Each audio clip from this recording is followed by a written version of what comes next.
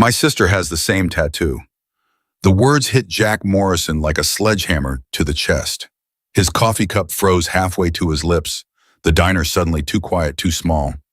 The little girl couldn't have been more than 7, stood 3 feet away, her finger pointing directly at the winged skull inked on his forearm.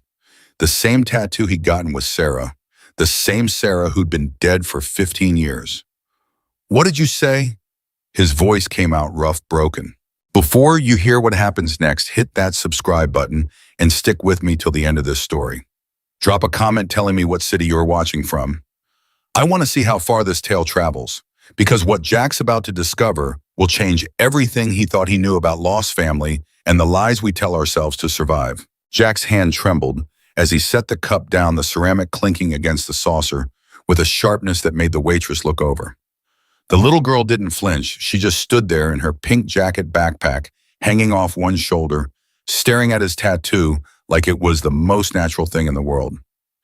"Your sister," Jack managed to push the words past the tightness in his throat. "What's your name, sweetheart?" "Emma?" She tilted her head, curious now. "Are you okay, mister? You look funny." A woman's voice cut through the moment. "Emma, what did I tell you about bothering people?" Jack's eyes snapped up. The woman rushing toward them wasn't Sarah, too young, different face entirely, but something in the way she moved made his stomach drop. She grabbed Emma's hand, already apologizing. "I'm so sorry, she just wanders off sometimes."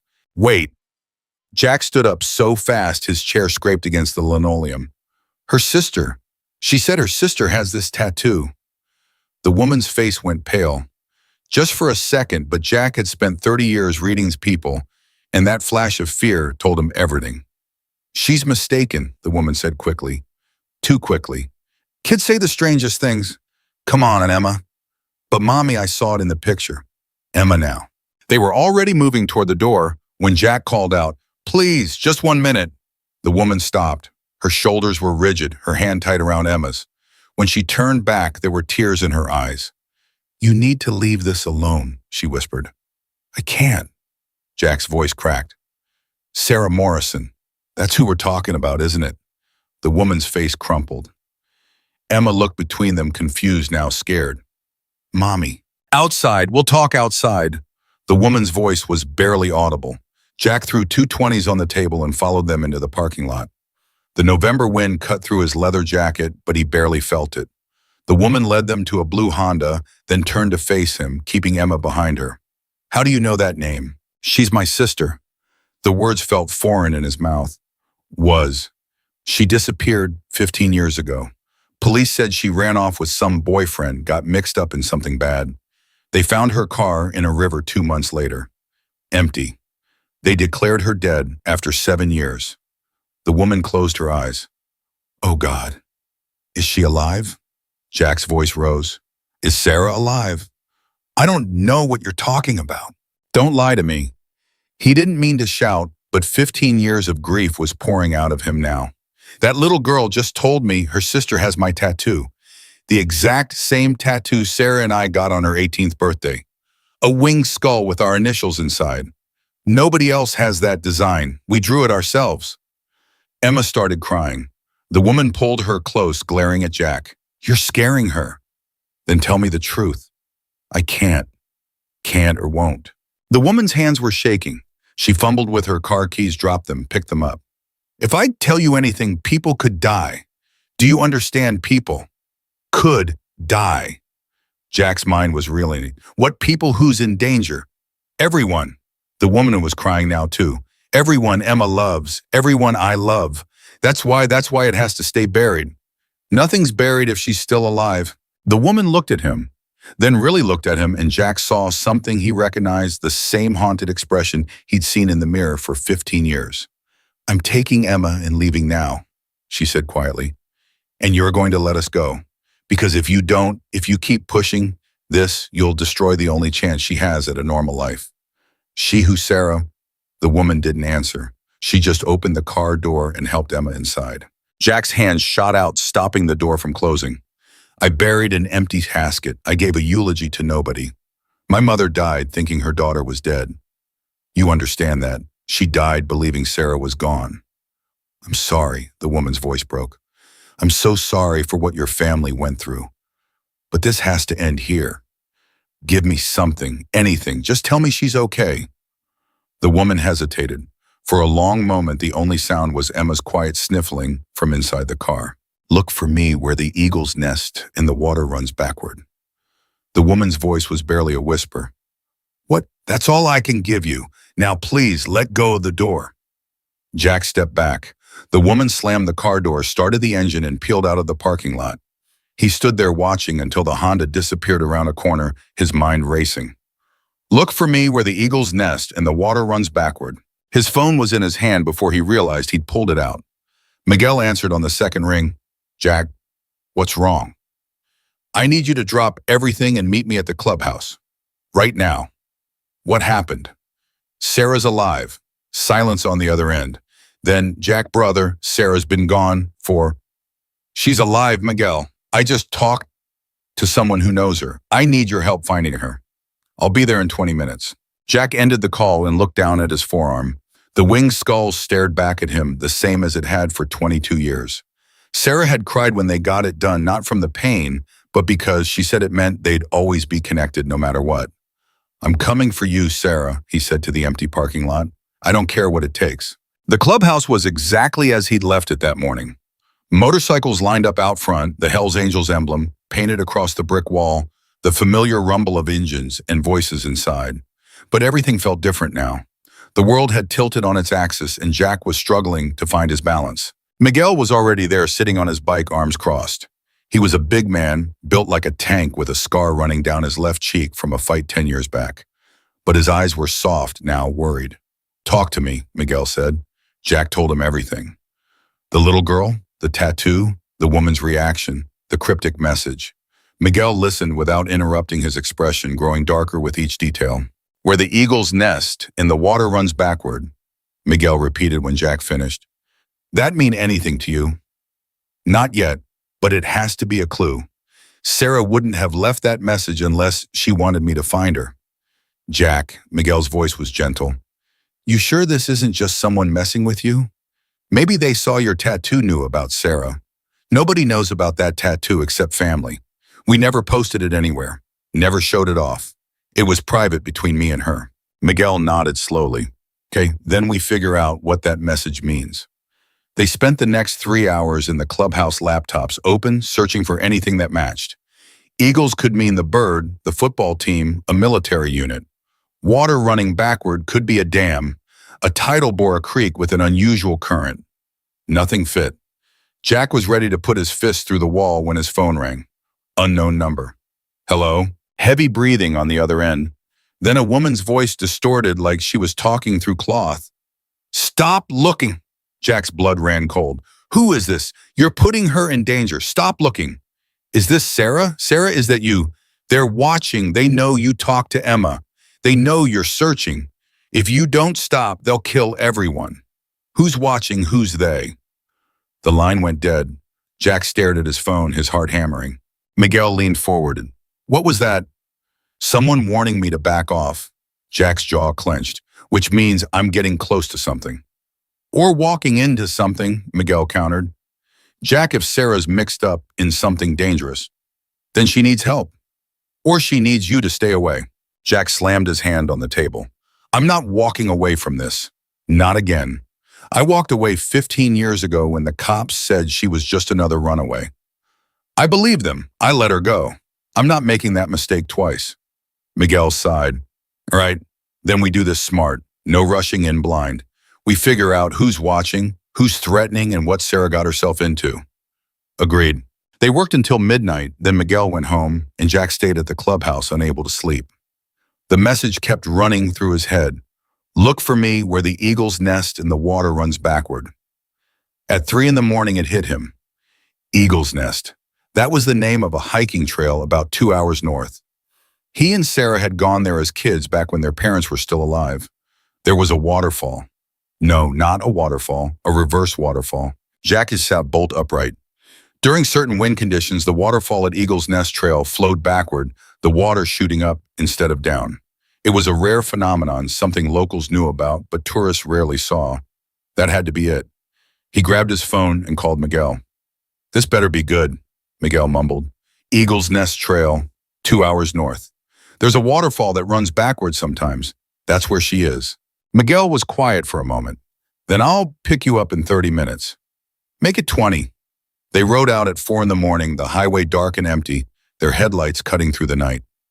Jack's mind was racing with possibilities. Was Sarah living near the trail? Was there a cabin, a house, some kind of shelter? What had she been doing for 15 years? Why hadn't she contacted him? The questions piled up until he couldn't think straight, so he focused on the road instead, on the rumble of his bike beneath him, on the cold wind in his face. Dawn was breaking when they reached the trailhead. The parking lot was empty except for a single car, a white sedan with a rental sticker. Miguel noticed it too. Someone's already here. They parked and walked toward the trail entrance. Jack's hand instinctively went to the knife on his belt. 15 years in the Hells Angels had taught him to always be ready for trouble. The trail wound through thick forest, the path narrow and overgrown. They walked in silence, alert for any sound, any movement. After 20 minutes, they heard voices. Jack held up his hand and Miguel stopped. They crept forward, staying low, using the trees for cover. There was a clearing ahead. In the middle stood a small cabin, smoke rising from the chimney. 2 men stood outside, both armed with rifles. Guards, Miguel whispered. For what? Before Miguel could answer, the cabin door opened and a woman stepped out. Jack's breath caught. It was Sarah, older, thinner, her hair shorter and darker than he remembered. But it was her, no question. She was holding a little girl's hand, the same little girl from the diner, Emma. Jack started to stand to call out, but Miguel grabbed his arm. Wait, look. Another man emerged from the cabin, tall, expensive suit, cold eyes. He said something to Sarah that Jack couldn't hear, but her body language said everything. She was terrified. The man leaned down and said something to Emma. The little girl nodded, then went back inside the cabin. Then the man grabbed Sarah's arm hard enough to make her wince. Jack was on his feet before he could think. Hey, everyone turned. The guards raised their rifles. The man in the suit smiled. Mr. Morrison, I presume. We've been expecting you. Jack's mind raced. How did they know his name? Sarah's face was white with terror. Jack, run. The man tightened his grip on her arm. Nobody's running. We're all going to have a civilized conversation. Inside. Miguel stepped up beside Jack. And if we refuse? The man nodded to one of the guards. The guard disappeared inside the cabin and came back out holding Emma, his hand on her shoulder. Then this little girl loses her mother and her uncle in the same day. Your choice. Jack's hands clenched into fists. Every instinct screamed at him to fight, to attack, to tear this man apart. But Emma was crying now, and Sarah was shaking her head, silently pleading. All right, Jack said through gritted teeth. We'll talk. The man smiled. Excellent decision. After you. They walked into the cabin. It was small, sparsely furnished, a table, a few chairs, a fireplace. Emma ran to Sarah, who pulled her close. The man in the suit gestured to the chairs. Sit. Jack and Miguel sat. The guards took positions by the door. My name is Marcus Valdez, the man said, and I've been Sarah's benefactor for the past 15 years. Benefactor, Jack's voice was ice. Is that what you call kidnapping? Kidnapping? Valdez laughed. No, Mr. Morrison. Sarah came to me willingly. Didn't you, Sarah? Sarah didn't answer. She just held Emma tighter. See, Sarah witnessed something she shouldn't have, Valdez continued, a business transaction that went sideways. She was in the wrong place at the wrong time, and she made the very smart decision to cooperate with me rather than go to the police. Cooperate, Jack repeated.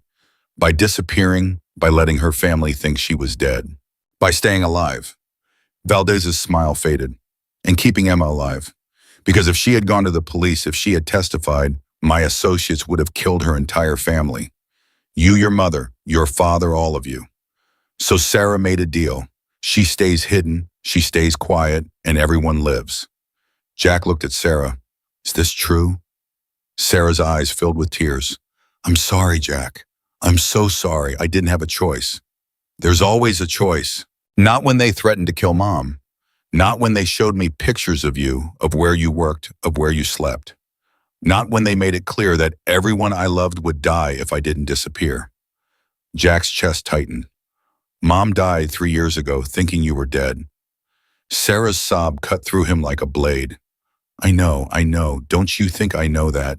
Touching, Valdez interrupted, but we have a problem now. Because you didn't stay disappeared, Sarah. You got sloppy. You let Emma see that old photo. You let her wear that necklace to school. And now Mr. Morrison here has found you. I'll disappear again, Sarah said quickly. We'll move. You'll never see us again. Too late for that. Mr. Morrison knows too much now. And he's got friends. Valdez looked at Miguel. Hell's Angels' right loyal brotherhood.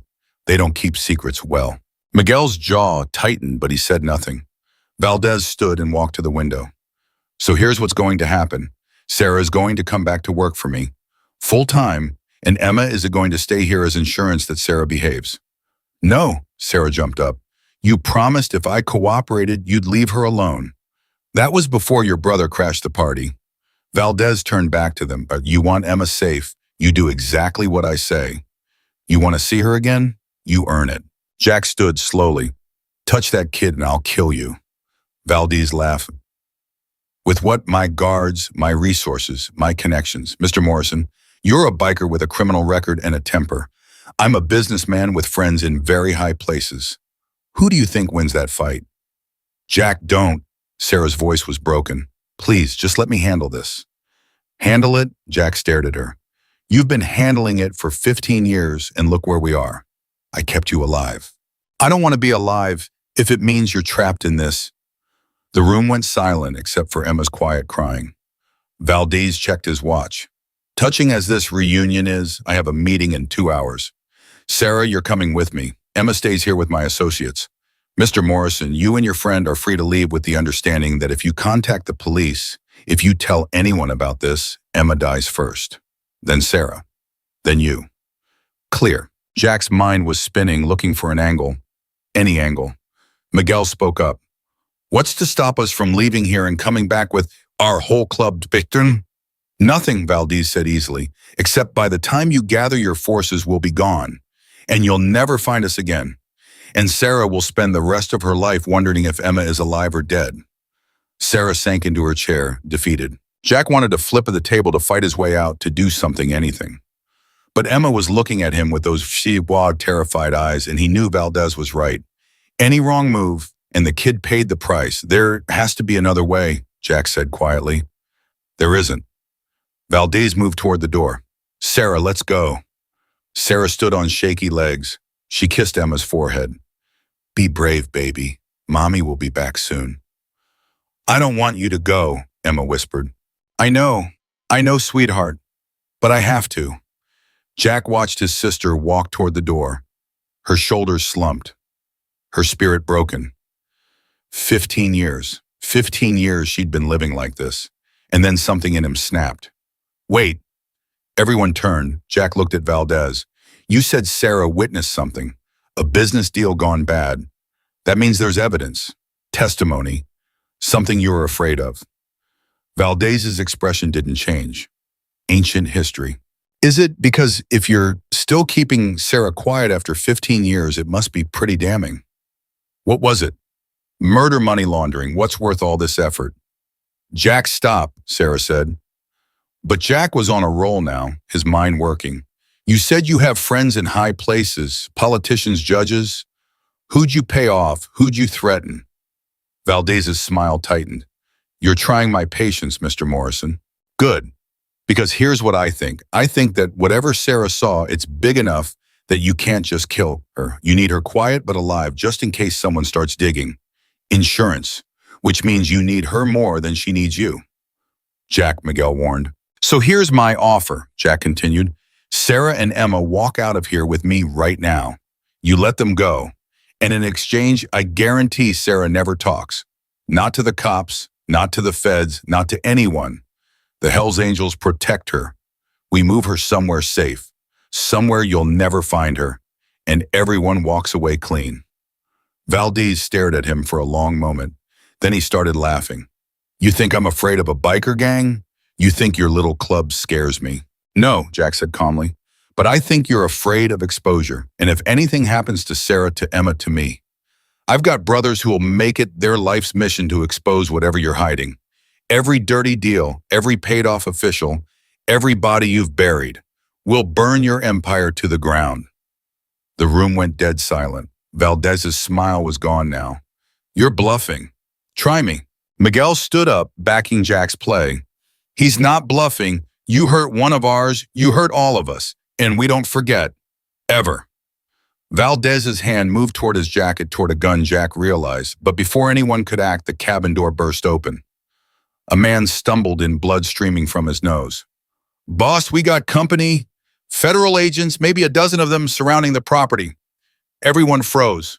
Valdez's face went white. "What?" "They've got the place surrounded. They're calling for everyone to come out with hands up." Sarah gasped. Emma started crying harder. Valdez spun on Jack. "You called them." "I didn't. You led them here. We came alone."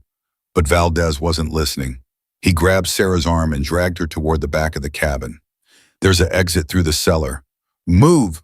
The guards rushed to follow one of them, grabbing Emma. "No!" Sarah screamed. "Let her go!" Jack lunged forward, but Miguel tackled him. "Wait! Get off me!" "Jack, there's federal agents outside. We can't—" A voice boomed through a megaphone. "This is the FBI. Everyone inside, come out with your hands raised. You have 60 seconds to comply." Valdez was at the cellar door now, pulling it open. Sarah was fighting him, trying to reach Emma. "Mommy!" Jack threw Miguel off and ran toward them, but one of the guards turned and fired. The bullet missed Jack's head by inches, slamming into the wall behind him. "Everyone down!" Miguel shouted. More gunfire erupted outside. The FBI was returning fire. The cabin descended into chaos. Valdez disappeared into the cellar, dragging Sarah with him. The guard holding Emma dove behind the table. The other guard was shooting through the window at the agents outside. Jack crawled toward Emma, his ears ringing from the gunfire. "Emma! Emma! I'm coming!" The little girl was screaming now, curled into a ball. Miguel was beside Jack, pulling his own gun. "We got to get out of here." "Not without them." The guard holding Emma stood up to run for the cellar, and Miguel shot him in the leg. The man went down, howling. Jack reached Emma and scooped her up. "I've got you! I've got you!" "Mommy, I want my mommy. We're going to find her, I promise." Miguel grabbed Jack's shoulder. "The cellar now." They ran for the cellar entrance. Emma clutched tight against Jack's chest. Behind them, the cabin was filling with smoke. Something had caught fire.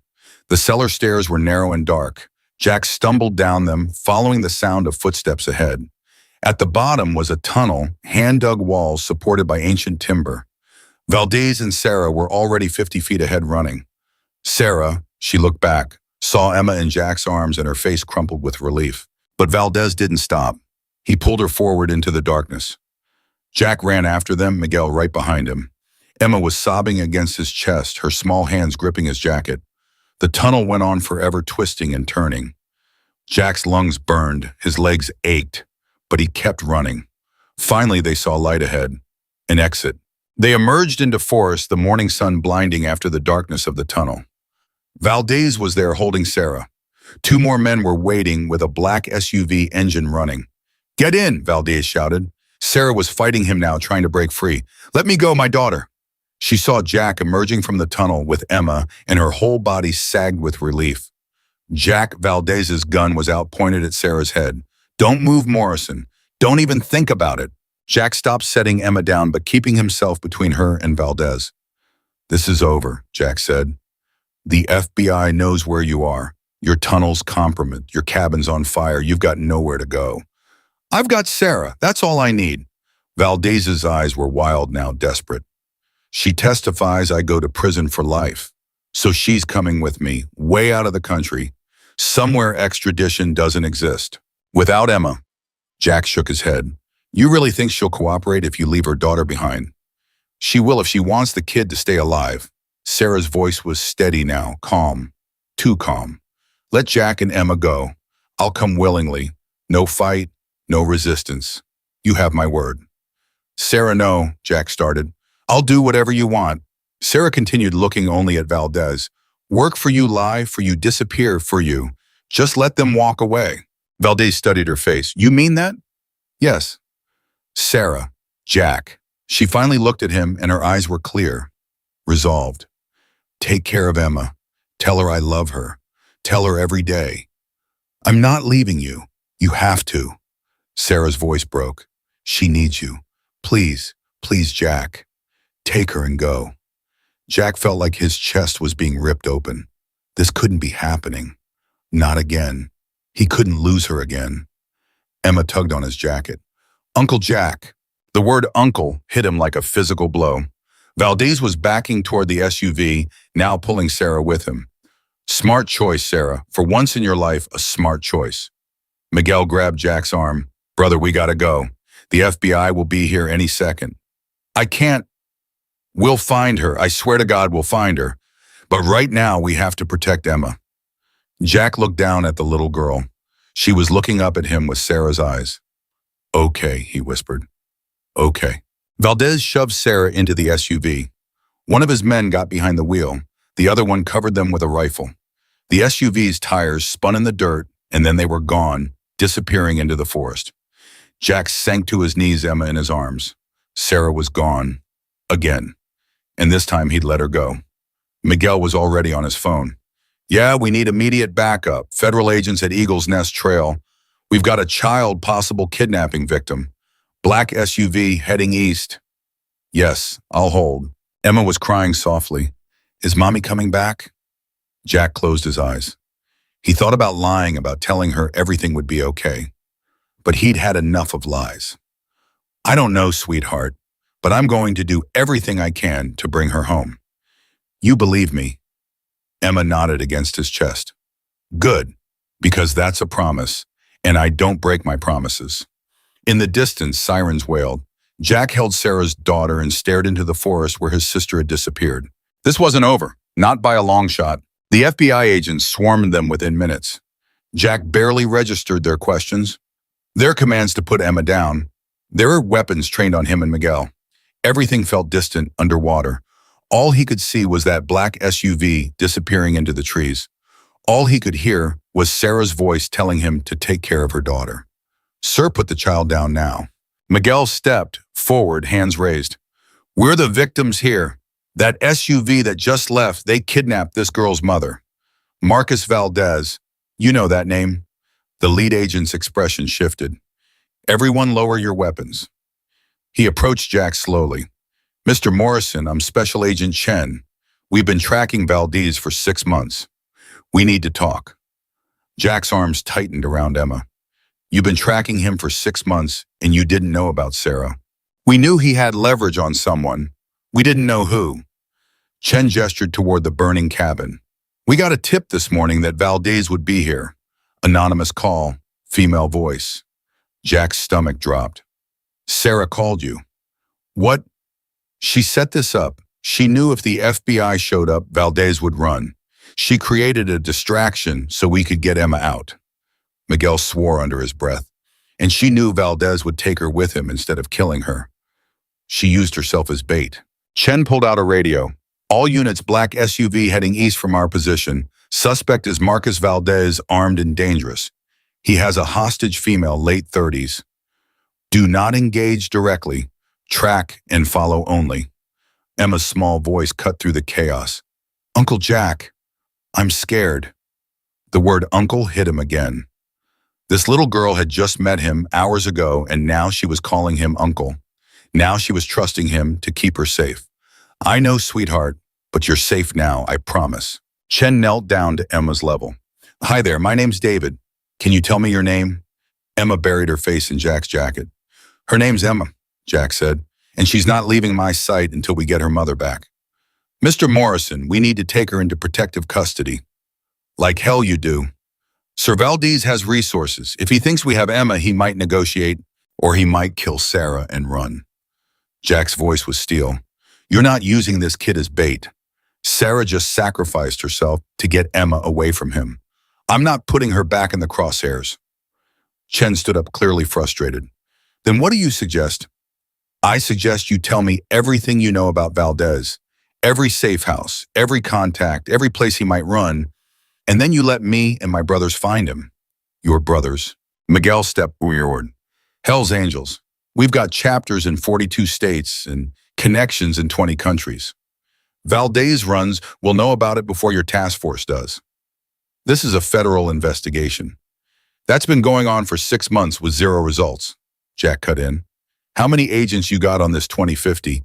I can have 200 bikers on the road within the hour, all of them with eyes on the street, all of them willing to do whatever it takes. Chen looked between them. You're asking me to let a motorcycle club run an unofficial manhunt. I'm telling you it's happening whether you like it or not. Question is whether we're working together or getting in each other's way. The agent was quiet for a long moment. Then he pulled out his phone. I need to make a call. While Chen stepped away, Miguel leaned close to Jack. You know what you're asking for? We start this, we're all in. No backing out. The club doesn't do half measures. I know. Valdez has killed federal witnesses before. He's got cops on his payroll, judges, politicians. This isn't some street punk we can just intimidate. I know that too. And you're ready to drag the whole club into this risk, everyone. Jack looked down at Emma, who had finally fallen asleep against his chest, exhausted from crying. She's Sarah's daughter. That makes her family. And we protect family. Isn't that what you always say? Miguel's expression softened. Yeah, it is. He pulled out his own phone. I'll make the calls. Chen came back 20 minutes later. My supervisor says we can share information on a provisional basis, but any action you take has to be cleared with us first. No vigilante justice. No executing Valdez if you find him. We bring him in alive for trial. Deal, Jack lied. If he found Valdez, if Sarah was already dead, all bets were off. All right, let's get somewhere secure, and I'll brief you on what we know. They ended up at an FBI field office 2 hours away. Emma woke up during the drive and started asking for her mother again. Jack didn't know what to tell her, so he just held her hand and let her cry. The field office was standard government issue. Gray walls, fluorescent lights, the smell of bad coffee. Chen led them to a conference room where another agent was already setting up a laptop and pulling files from a box. This is Agent Rodriguez, Chen said. She's been lead investigator on the Valdez case. Rodriguez was maybe 40 with sharp eyes and a no-nonsense demeanor. She looked Jack and Miguel up and down, clearly skeptical. You're the bikers. And you're the Fed who's been chasing Valdez for 6 months with nothing to show for it. Jack shot back. Rodriguez's jaw tightened. We've been building a case. While he's been living free and keeping my sister prisoner. So maybe it's time to try something different. Jack, Miguel said quietly. Easy. But Jack was done being easy. 15 years of grief and rage were pouring out now, and he couldn't stop it. You want to know what Sarah's been through? She disappeared 15 years ago to protect her family from this monster. She's been living in hiding, never seeing her brother, never talking to her mother, watching her whole life from a distance because Valdez threatened to kill everyone she loved. Our mother died thinking Sarah was dead. You understand that she died alone, heartbroken, and Sarah couldn't even go to the funeral. So forgive me if I'm not impressed with your 6-month investigation. The room went silent. Rodriguez's expression softened slightly. I'm sorry for what your family went through, but this is exactly why we need to do this right. Valdez has connections everywhere. If we move too fast, we lose him. If we don't have enough evidence, he walks. I know you want justice. I want my sister back. And we want to put Valdez away for life. Those goals aren't mutually exclusive. Chen gestured to the laptop. Show them what we have. Rodriguez pulled up a map covered in red dots. These are known Valdez properties and operations over the past 5 years. He's got his hands in everything: drug trafficking, money laundering, human trafficking, weapons, smuggling. We estimate his organization brings in $50 million a year. Jack studied the map. That's a lot of red dots. And those are just the ones we know about. Valdez is smart. He insulates himself, uses cutout shell companies, intimidation. We've arrested 24 of his people, and none of them will talk. They're more afraid of him than prison. What about the incident 15 years ago? Miguel asked. The one Sarah witnessed. Rodriguez hesitated, then pulled up another file. Based on what you've told us, we think Sarah witnessed the murder of a federal prosecutor named Robert Chen. He was investigating a major corruption case, bribes to city officials, rigged contracts, the whole thing. He was found shot execution style in his car. We never had a witness.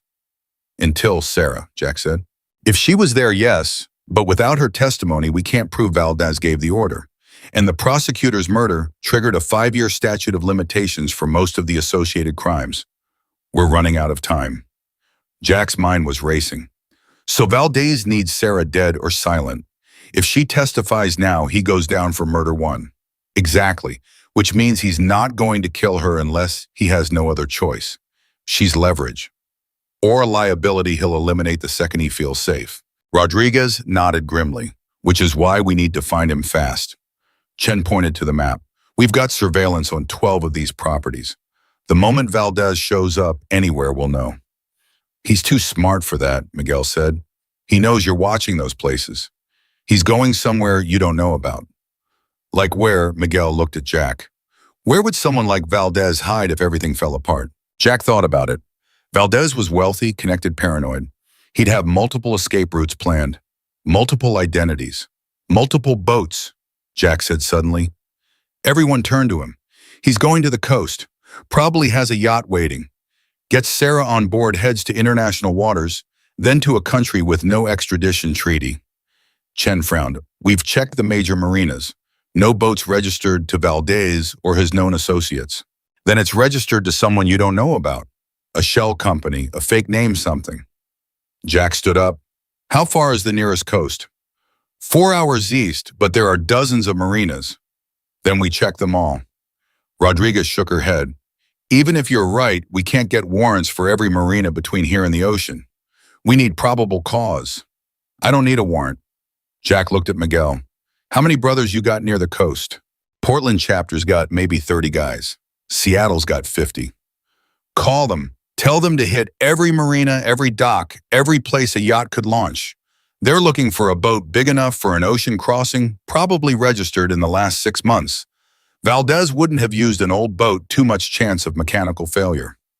Chen stood up. You can't just storm private property. We're not storming anything. We're looking, asking questions. Bikers know how to talk to dock workers. We speak the same language. Miguel was already on his phone texting. I'm on it. Rodriguez looked at Chen. This could actually work. It's completely illegal. It's investigating. We can't stop citizens from asking questions. If they find something and don't report it, then we deal with that when it happens, Rodriguez said firmly. She looked at Jack. But if you find Valdez, you call us immediately. No heroics. No trying to rescue Sarah yourselves. You call us, and we bring in the hostage rescue team. Agreed, Jack nodded another lie. If he found Sarah, he wasn't waiting for anyone. Emma stirred in her chair. She'd been so quiet, Jack had almost forgotten she was there. Uncle Jack, when's Mommy coming home? The question broke his heart all over again. He knelt down beside her. Soon, sweetheart. We're working really hard to find her. She always comes home. Emida's voice was small, scared. She always comes home before bedtime. Jack glanced at the clock. It was already past 3 in the afternoon. Where have you been staying? Is there someone who takes care of you? Emma nodded. Miss Karen. But Mommy didn't tell her we were leaving today. Miss Karen's going to be worried. Rodriguez leaned forward. Emma, can you tell me Miss Karen's last name? Thompson. She lives on Maple Street. Within 10 minutes, Rodriguez had Karen Thompson on the phone. The woman was frantic, exactly as Emma predicted. She'd been Sarah's friend and Emma's babysitter for 3 years, and she had no idea where they'd gone. I need to go back to Miss Karen's, Emma said. She makes mac and cheese for dinner. Jack looked at Chen. Can we arrange that under protection? We can put an agent with them. No agents, Jack said. Valdez has cops on his payroll, right? How do you know he doesn't have feds too? Chen's face darkened. I'm suggesting we don't take chances with this kid's life. My club will provide security. Nobody gets near her without going through us. Rodriguez crossed her arms. And we're supposed to trust you with a federal witness. She's not a witness. She's a 7-year-old girl who needs dinner and her bed and some sense of normal. You can have it as watching the house from outside, but inside, that's our territory. The agents exchanged looks. Finally, Chen nodded. All right, but we maintain a perimeter. And if anything happens to her, it won't. Miguel stepped forward. You got my word on that. They worked out the details over the next hour. Karen Thompson's house would have FBI surveillance outside, but 2 Hells Angels would stay inside as personal security. Emma would stay there until Sarah was found. Jack hated the idea of leaving her, but he knew he couldn't search for Sarah with a 7-year-old in tow. When they pulled up to Karen's house, the woman burst out the front door and ran to them. She was maybe 50, with kind eyes and graying hair. Emma, oh, thank God. She scooped the little girl up, tears streaming down her face. Where have you been? I've been calling Sarah all day, Mum. She stopped noticing the agents, the bikers. Jack's expression. What's happened? Where's Sarah? Jack told her a simplified version. A bad man had taken Sarah. They were working to get her back. Emma needed to stay here safe. Karen's face went pale, but she held it together for Emma's sake. Of course she can stay, as long as she needs. Emma clung to her. Can Uncle Jack stay too? Jack's throat tightened. I have to go find your mom. Remember, but I'll visit. I promise, every day. Every day I can. Karen carried Emma inside and Jack watched them go, his chest aching. Miguel put a hand on his shoulder. We'll get her back, brother. We better, because I can't look at that kid again if we don't. They headed back to the clubhouse to coordinate with the chapters near the coast. The place was packed now. Word had spread that one of their own needed help, and brothers from 3 states had shown up to volunteer. The president of the Portland chapter, a man named Russo, was already organizing search teams. We've got guys at every marina from Astoria to Coos Bay. If there's a boat, we'll find it. Jack studied the map Russo had spread across the bar. Valdez has a 4-hour head start. He could already be on the water. Then we expand the search to boats that left in the last 6 hours. Harbor masters keep logs. We lean on them a little, they'll talk.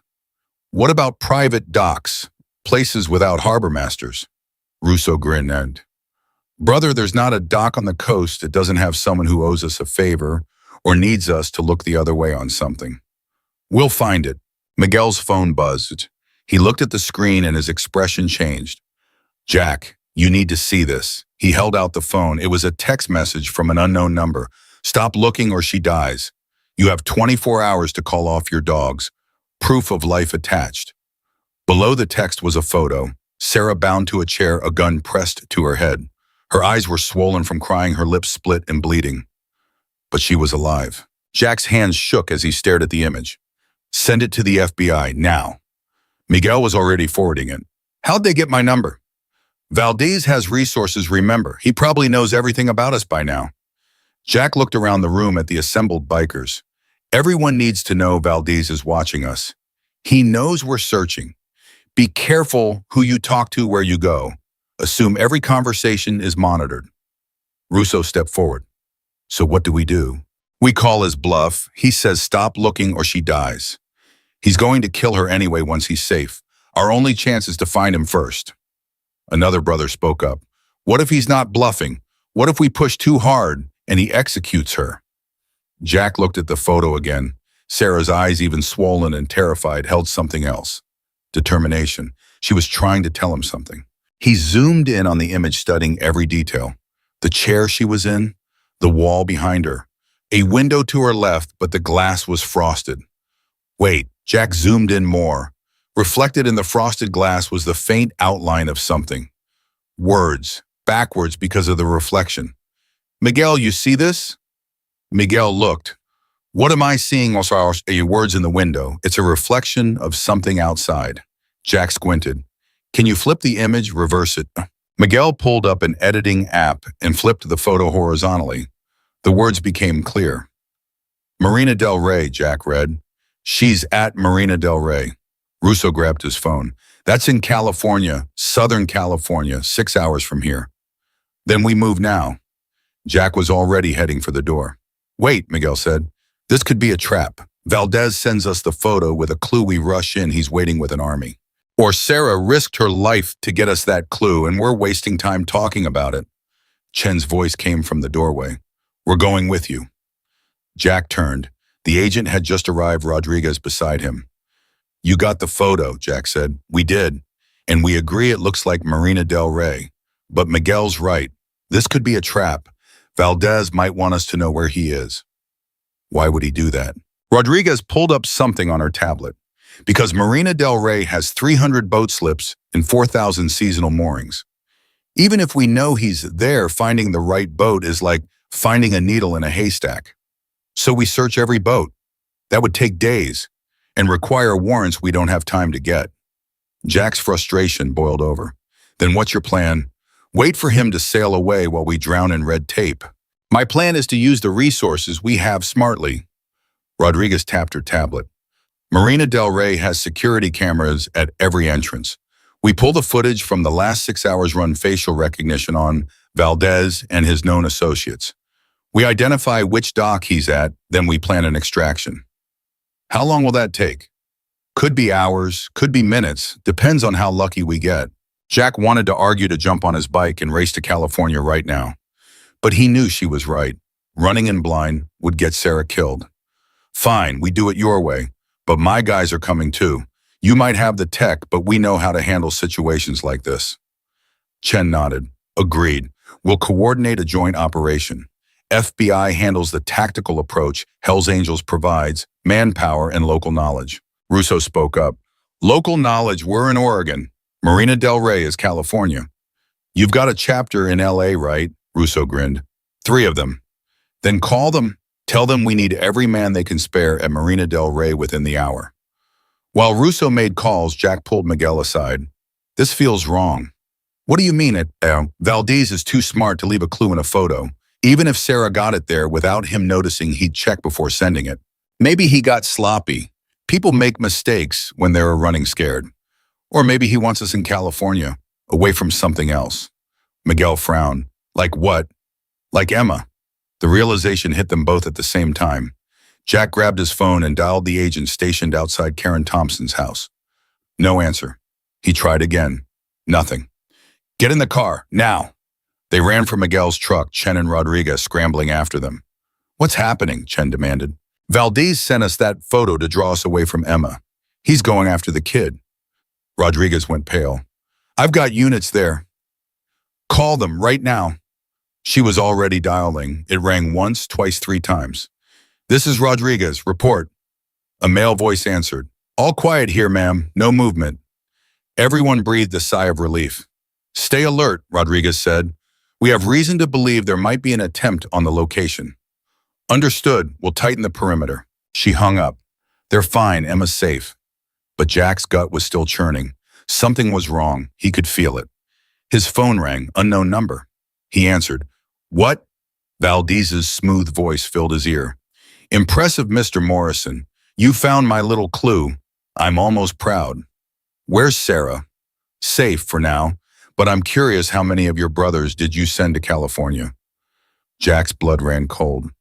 What are you playing at? Just a simple question. 30 bikers, 50 more. Go to hell. Valdez laughed. You see, that's the beauty of diversification. While you and your friends are racing it around like chickens with your heads cut off, my people are free to operate elsewhere.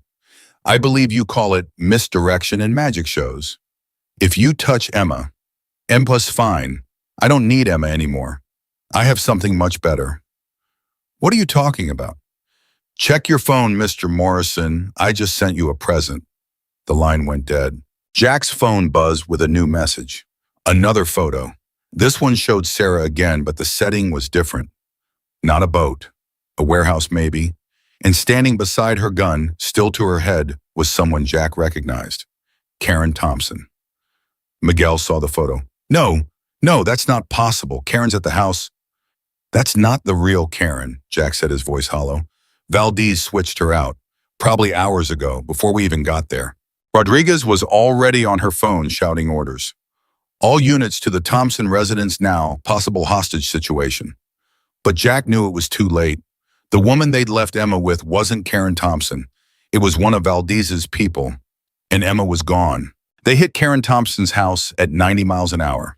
Miguel's truck skidding to a stop behind 3 FBI vehicles already surrounding the property. Agents were pouring in through the front door, weapons drawn, shouting commands. Jack was out before the truck fully stopped running toward the house. Chen grabbed his arm. Let us clear it first. Jack shoved him off and kept running. Miguel was right behind him. Inside the house was quiet. Too quiet. The FBI agents were moving room to room, but Jack already knew what they'd find. Nothing. Clear, an agent shouted from upstairs. Clear, another called from the kitchen. Rodriguez appeared in the living room, her face ashen. They're gone, both of them. Jack's fist went through the drywall before he could stop himself. Pain shot up his arm, but he barely felt it. How long? His voice was shaking. How long has Emma been gone? Rodriguez checked her watch. The real Karen Thompson was reported missing 6 hours ago. Her neighbor called it in when her dog wouldn't stop barking. Local PD did a welfare check, found signs of a struggle. They ID'd the body 20 minutes ago. Body, Miguel's voice was hollow. Karen's been dead since this morning. Valdez's people killed her and took her place before we ever got here. Rodriguez looked at Jack. I'm sorry. We should have verified. Sorry doesn't get Emma back, Jack was shouting now past Karen. You had one job. Keep that kid safe. One job.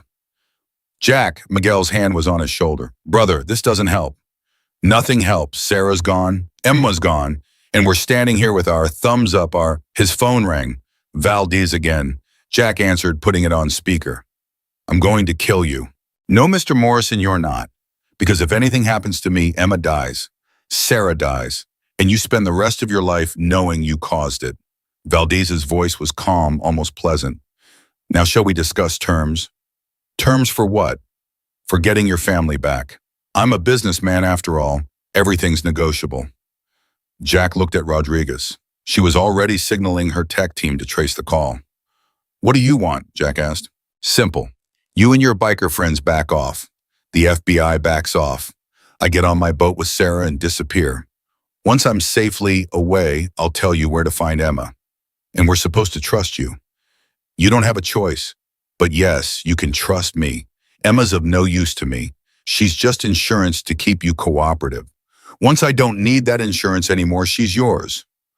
What about Sarah? Valdez paused. Sarah stays with me. No deal.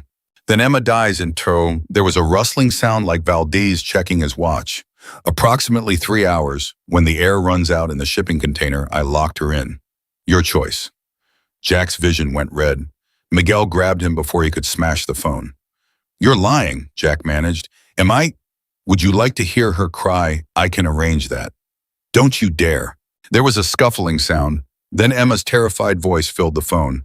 Uncle Jack, I'm scared. It's dark and I can't breathe good and, oh, Emma, I'm coming. Just hold on. Valdez came back on. Touching.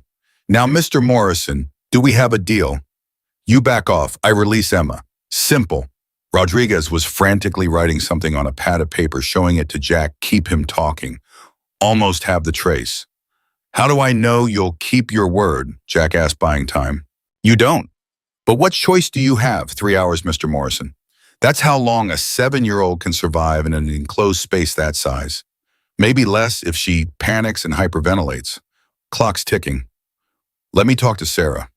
Why? Because I need to know she's alive too. You want me to trust you? Give me something. Another pause. Then Sarah's voice rough and scared. Jack, don't listen to him. Don't let him.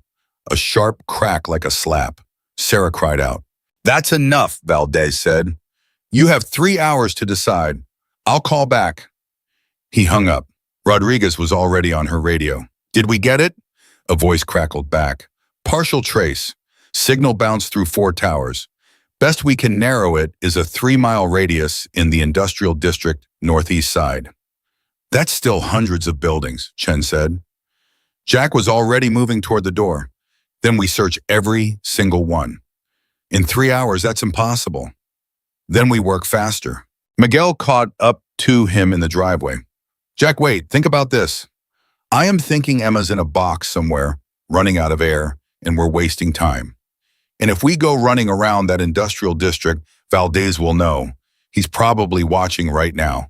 He'll move her or worse. Jack stopped. Miguel was right. Valdez had been 3 steps ahead of them this whole time. He'd anticipate a search. Rodriguez joined them. We need a strategy, something Valdez won't expect.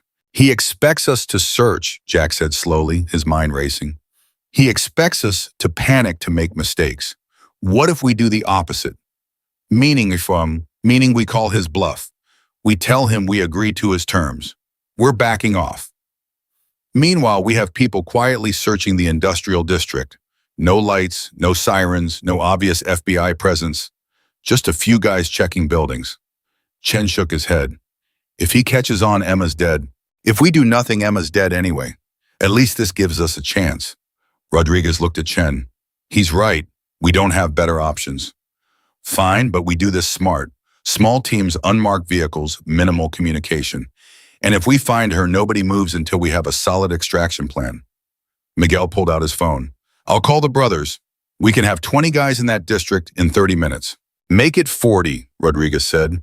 I need time to get my people in position too. And tell your guys no weapons. If Valdez has spotters and they see armed bikers, he'll know something's up. No weapons. Miguel looked at her like she was crazy. I said no visible weapons. I don't care what they carry concealed. But nothing that looks like a raid. While Miguel made calls, Jack stood in Karen Thompson's driveway staring at the house where he'd left Emma just hours ago. He'd promised to keep her safe. He'd looked her in the eyes and promised. And now she was locked in a shipping container running out of air. His phone buzzed, a text from an unknown number. Not Valdez, this time someone else. You don't know me, but I know Sarah. I can help. Come alone to the address below. You have 20 minutes. An address in the industrial district followed. Jack stared at the message. It was obviously a trap. Nobody would be stupid enough to fall for something this obvious. But what if it wasn't? What if someone who knew Sarah, maybe someone who'd worked with her at Valdez's organization, had information that could save Emma? He showed the message to Miguel. That's bait, Miguel said immediately. Valdez is trying to isolate you. Probably. Definitely. Jack, you can't seriously be considering. I'm not considering. I'm going. The hell you are. Jack met his eyes. If there's even a 1% chance this person knows where Emma is, I have to try. Then I'm coming with you. It says come alone. And you always do what text messages tell you. Despite everything, Jack almost smiled. Fair point. Rodriguez had overheard. Where's this address? Jack showed her. She pulled it up on her tablet.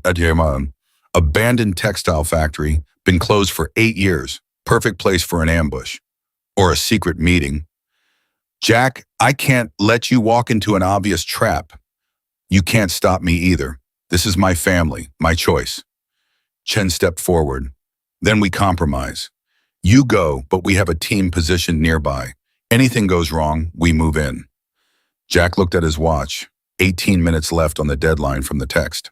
All right, but your team stays back unless I signal. I spook this person, we get nothing. They worked out the details fast. Jack and Miguel would go to the factory. FBI agents would set up a perimeter a quarter mile out. If Jack ran into trouble, he'd signal by calling Rodriguez and leaving the line open. Simple. Clean. Probably doomed to fail. They took Miguel's truck driving through the city streets toward the industrial district. The area was exactly what Jack expected. Abandoned warehouses, cracked pavement, chain link fences topped with razor wire. The kind of place where bad things happened and nobody asked questions. The textile factory loomed ahead, a massive concrete structure with broken windows and graffiti-covered walls. A rusted sign read Riverside Textiles, established 1952. Miguel pulled into the empty parking lot. Still think this is a good idea? No, but I'm out of good ideas. They got out of the truck. Jack's hand went to the knife on his belt. He'd followed Rodriguez's advice and left his gun behind, but he wasn't going in completely defenseless. The factory's main door was chained shut, but someone had cut the lock recently. The chain hung loose.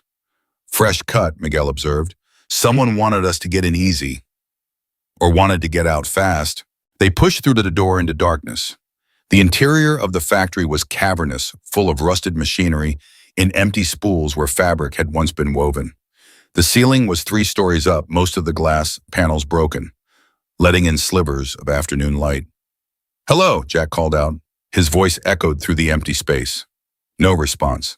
They moved deeper into the factory, Miguel, watching their back.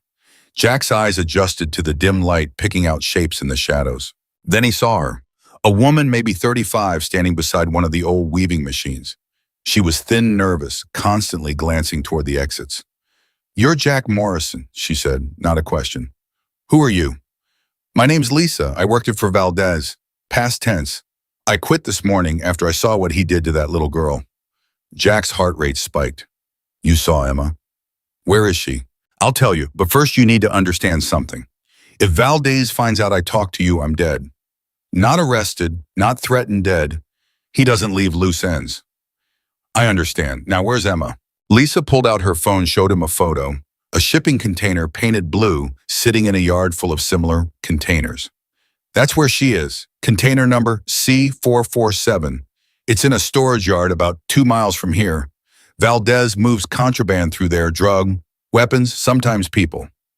Jack memorized the container number. What's the address? I'll take you there, but I want protection. Witness protection, new identity, the whole thing. That's my price for helping you. Done. I'll talk to the FBI. No FBI, Lisa's voice was sharp. Valdez has agents on his payroll. I tell the FBI where Emma is, word gets back to him, he moves her or kills her just to spite you. Then who do you trust? Nobody. That's why I'm making this exchange face to face. You get Emma, I get protection from your people. The bikers. I've heard things about the Hells Angels. You protect your own. Miguel spoke up.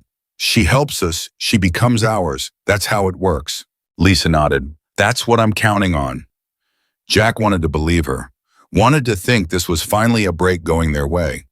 But 15 years of hard lessons had taught him to trust his gut, and his gut said something was off. Why did Valdez let you walk away, he asked. He's paranoid careful. He doesn't just let employees quit, especially ones who know his operation. Lisa's expression flickered. Just for a second, but Jack caught it. I didn't say he let me walk. I said I quit. I ran. Been hiding all day. Where does it matter? Yeah, it does. Because Valdez has resources, connections. If you've really been running from him, you'd be dead already. So either you're the luckiest person alive, or... Jack's phone rang, interrupting him. He glanced at the screen. Rodriguez. He answered, keeping his eyes on Lisa. Yeah. Jack, we've got a problem. We just intercepted radio chatter. Valdez's people are moving on the textile factory. Right now. You need to get out. Copy that. Jack hung up and looked at Lisa. Valdez's men are coming. We need to move. Lisa's face went pale. No, that's impossible. Nobody knew I was meeting you here. Unless you told them. I didn't. But Jack was already backing toward the door, Miguel beside him. You're either a plant or you were followed. Either way, we're leaving. Wait, you still need me to find Emma. A gunshot cracked through the factory, the bullet punching into the concrete wall beside Jack's head. Miguel pulled his concealed weapon and returned fire as more shooters emerged from the shadows. 3, 4, 5 men, all armed with automatic rifles. Go! Miguel shouted. They ran for the exit, bullets chewing up the floor behind them. Jack grabbed Lisa's arm and dragged her along plant. Or not, he couldn't leave her to die. They burst through the factory door, stormed into the parking lot just as 2 black SUVs screeched to a stop, blocking their escape. Men poured out, weapons raised. Jack, Miguel, and Lisa were trapped between the shooters behind and the vehicles ahead. Down. Miguel shoved Jack and Lisa behind his truck as gunfire erupted from both directions. The truck's windows exploded. Bullets punched through the metal body. Miguel fired back, trying to create an opening. But there were too many of them. Jack's mind raced. They couldn't fight their way out, couldn't run. In about 30 seconds, Valdez's men would flank them, and it would be over. Then he heard engines, motorcycles, lots of them. A dozen bikes roared into the parking lot from the north entrance. Hells Angels colors visible. Russo was in the lead, and his brothers opened fire on Valdez's men without hesitation. The tide turned instantly. Valdez's people, caught between the bikers and Miguel's position, scattered. Some ran for their SUVs, others dove for cover. Move, Russo shouted, pulling his bike up beside the truck. Jack grabbed Lisa and hauled her onto the back of Russo's bike, while Miguel jumped on another brother's ride. They peeled out of the parking lot as FBI vehicles finally arrived, agents pouring out to secure the scene. They didn't stop until they were 5 miles away, pulling into an abandoned gas station. Jack's hands were shaking from adrenaline. You good? Miguel asked. Yeah, you.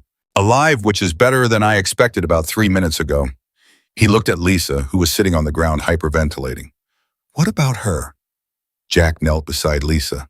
You okay? I almost died. But you didn't. Now you promised to take us to Emma. Time to deliver. Lisa looked up at him with tears streaming down her face. I can't. I'm sorry, I can't. What are you talking about? There is no container C447. I made it up. Jack grabbed her shoulders. What? Valdez told me what to say. He said if I didn't help him set you up, he'd kill my sister. I'm sorry, I'm so sorry. But he has my sister, and I didn't have a choice. Jack stood up, the betrayal hitting him like a physical blow. They'd wasted 30 minutes on this. 30 minutes Emma didn't have. His phone rang, Valdez again. Enjoy the fireworks, Valdez asked. I certainly did. Where's Emma? Running out of air as we speak. You have about 2 hours left. Maybe less. Hard to say with children, they panic, burn through oxygen faster. Jack's voice was ice. When I find you, you won't. But here's what's going to happen. You're going to call off your search. You're going to tell the FBI to stand down, and you're going to watch from a distance as I sail away with Sarah. Do that, and I'll send you Emma's location. Don't do that, and her body will turn up in a landfill next week.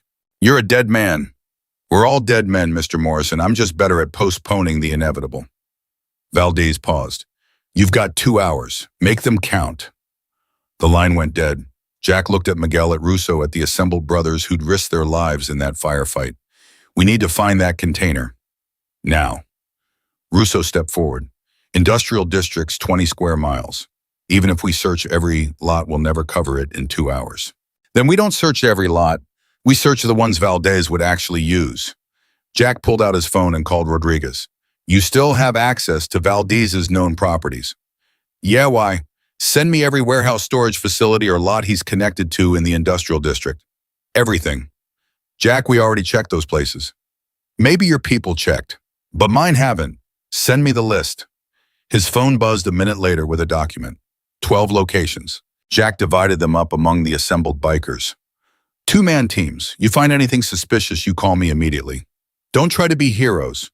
We're looking for a blue shipping container, number C447. I thought she said that number was fake, one of the brothers asked. She lied about having the location. Doesn't mean she lied about the number. Valdez would keep the details consistent to make it believable. Miguel nodded. Smart. What about her? He jerked his thumb at Lisa. She comes with us. If she's lying about anything else, I want her where I can see her. They split up, bikes roaring off in different directions. Jack took Miguel and Lisa in the truck, heading for the largest facility on the list, a container storage yard that, according to Rodriguez's files, Valdez's shell company had leased 6 months ago. The yard was massive, easily 100 containers stacked in rows. Finding one specific container would take hours they didn't have. Jack climbed out of the truck and stared at the maze of metal boxes. Emma was in there somewhere, running out of air, and he had no idea where to start. There's too many, Miguel said quietly. Even if we're in the right place, we search anyway.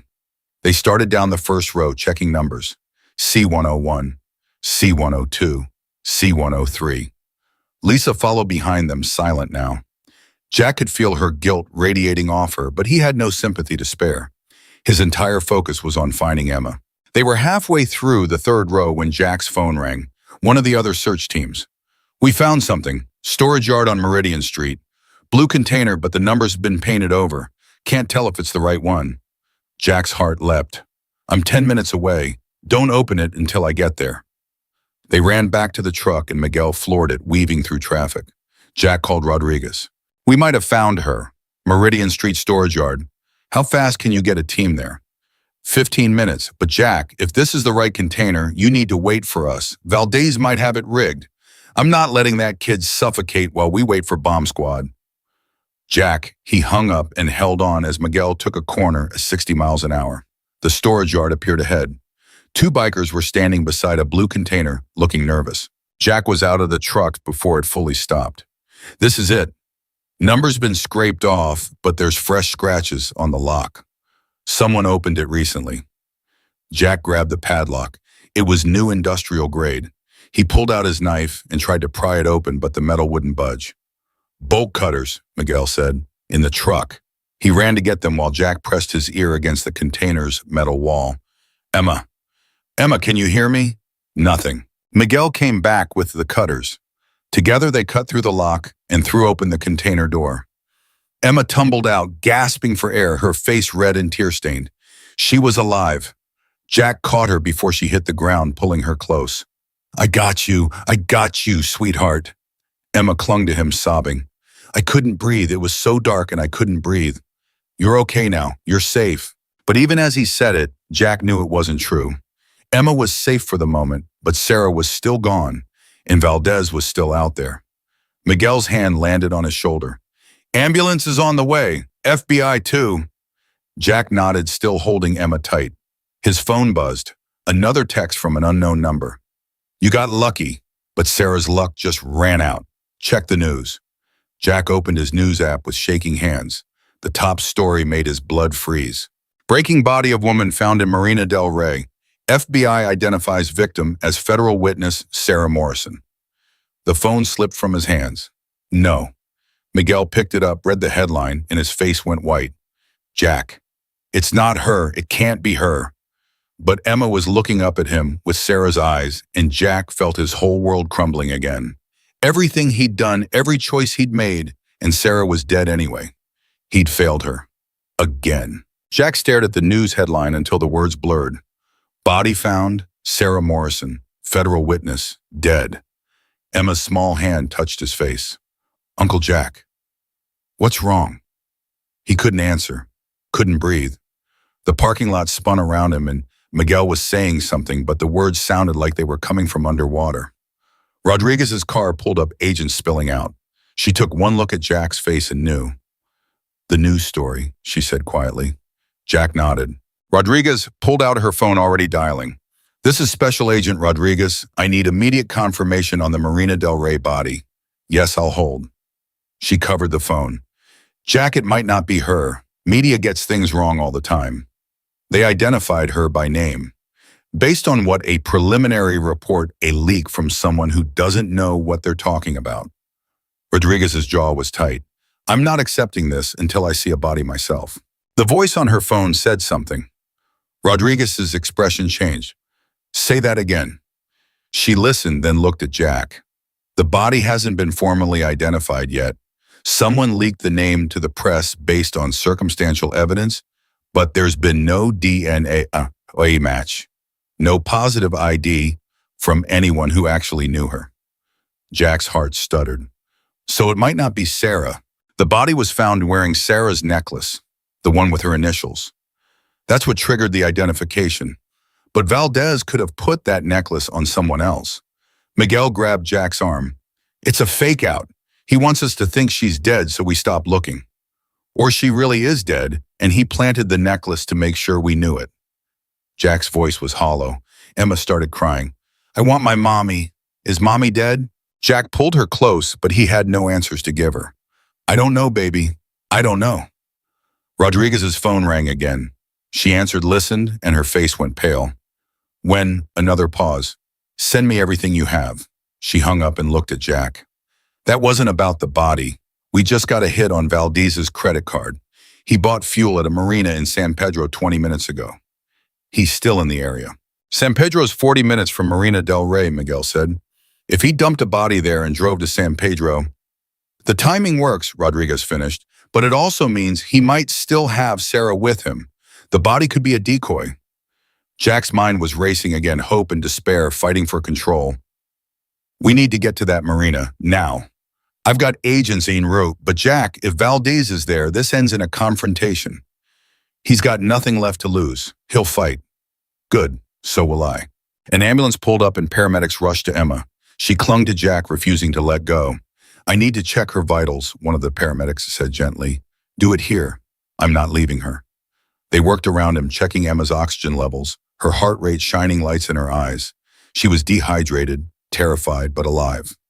"She needs to go to the hospital for observation," the paramedic said. "No hospitals?" Jack's voice was firm. "Valdez has people everywhere. She goes to a hospital, she's a target." Rodriguez stepped in. "We can arrange private medical care at a secure location. But Jack, you can't take her with you to San Pedro. That's not an option." "I know." Jack looked down at Emma. "Sweetheart, I need you to go with these nice people. They're going to make sure you're okay." "No, don't leave me again. I have to find your mom. But Miguel's going to stay with you. Right, Miguel? Miguel started to protest, then saw the look in Jack's eyes. Jack needed to do this next part alone. Needed to face Valdez without worrying about anyone else. Yeah, princess, I got you. Miguel held out his arms and Emma reluctantly went to him. Your uncle's going to bring your mom home. You believe that? Emma nodded, though her tears said she wasn't sure. Jack kissed her forehead. I love you, kid. I'm going to fix this. He got into Rodriguez's car before he could change his mind. 2 other FBI vehicles followed as they raced towards San Pedro. Rodriguez drove in silence for the first 10 minutes, then said quietly, If Sarah's dead, Valdez won't surrender. You know that, right? I know. And if she's alive but he's cornered, he might kill her just to hurt you before we take him down. I know that too. So what's the play here? Jack stared out the window at the passing traffic. I get close enough to look him in the eyes. Then I make him tell me the truth about Sarah. And then what? Then I do what I should have done 15 years ago when she first disappeared. I make sure he can never hurt her again.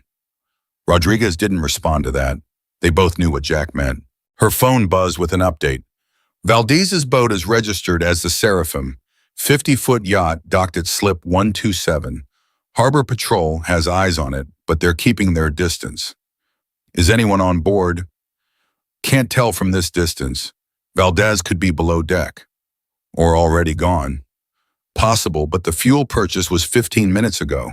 He'd need time to load supplies, prepare for departure. Jack checked his watch. They were still 25 minutes out. Too long. Everything was taking too long. His phone rang, unknown number. He answered without thinking. Jack Morrison. A woman's voice unfamiliar. Who is this? Someone who knows where Sarah is, and she's running out of time. Jack's pulse spiked. Who are you? You. A friend, or at least not an enemy. Valdez has Sarah on his boat, but he's planning to dump her body at sea before he crosses into international waters. You've got maybe an hour before he leaves the harbor. How do I know you're telling the truth? You don't. But ask yourself, what do I gain by lying I'm risking my life making this call? The woman's voice dropped. Valdez killed my sister 2 years ago. She tried to leave his organization and he made an example of her. I've been waiting for a chance to hurt him ever since. You're that chance. Tell me where you are. We'll protect you. I don't need protection. I need revenge. Just get to that boat before he leaves. She hung up. Jack told Rodriguez what the woman had said. Could be another trap, Rodriguez said. Could be, but I'm tired of second-guessing every lead. We get to that marina, we board that boat, and we end this. FBI protocol requires... I don't care about protocol. My sister's on that boat dying or already dead, and I'm not letting Valdez sail away. Rodriguez's hands tightened on the wheel. If we go in hot and Sarah's alive, we risk him killing her. If we wait and he sails into international waters, we lose him forever. Jack, you want Valdez for murder, corruption, all of it. I get that, but I want my sister back. And right now, those 2 goals might not be compatible. So you need to decide which matters more. Rodriguez was quiet for a long moment. Then she picked up her radio. All units were going tactical. Valdez is to be apprehended by any means necessary. Hostage rescue is priority 1. Lethal force is authorized if there's an imminent threat to the hostage or civilians. Jack nodded. Thank you. Don't thank me yet. We still have to find her alive. They reached San Pedro Marina in 23 minutes. The place was massive, hundreds of boats, thousands of people. Jack spotted Valdez's yacht immediately. It was the biggest one in the area, sleek and expensive, with tinted windows that made it impossible to see inside. FBI agents were already setting up a perimeter, but Jack didn't wait. He was out of the car and running toward the dock before Rodriguez could stop him. Jack waited for tactical. He ignored her. 2 agents tried to intercept him, but he shoved past them. His only thought getting to that boat. Slip 127 was at the end of a long wooden dock. The yacht's engines were running. He could hear the rumble, see the water churning at the stern. Valdez was preparing to leave. Jack jumped onto the yacht's deck just as a man emerged from below. Not Valdez, one of his security team. The man's hand went for his gun, but Jack was faster, tackling him before he could draw. They crashed into the railing, grappling. The guard was bigger trained, but Jack fought with 15 years of rage, feeling every blow. He got the man in a chokehold and squeezed until he went limp. Footsteps pounded on the dock behind him. FBI agents finally catching up. Jack left the unconscious guard and descended into the yacht's cabin. It was luxurious leather furniture, polished wood, expensive art, and empty. No Valdez, no Sarah. "Clear," an agent shouted from the front cabin. "Clear," another called from the engine room. Jack's heart sank. They weren't here. The whole thing was another diversion. Then he heard it, a soft thump from above. On the upper deck, he raced back up the stairs, pulling out the knife he'd kept hidden. The upper deck was smaller, designed for sunbathing, with padded loungers and a wet bar. Valdez stood at the railing holding Sarah. She was alive, barely. Her face was bruised, her wrists zip-tied, and Valdez had a gun pressed against her temple. "Stop right there, Mr. Morrison."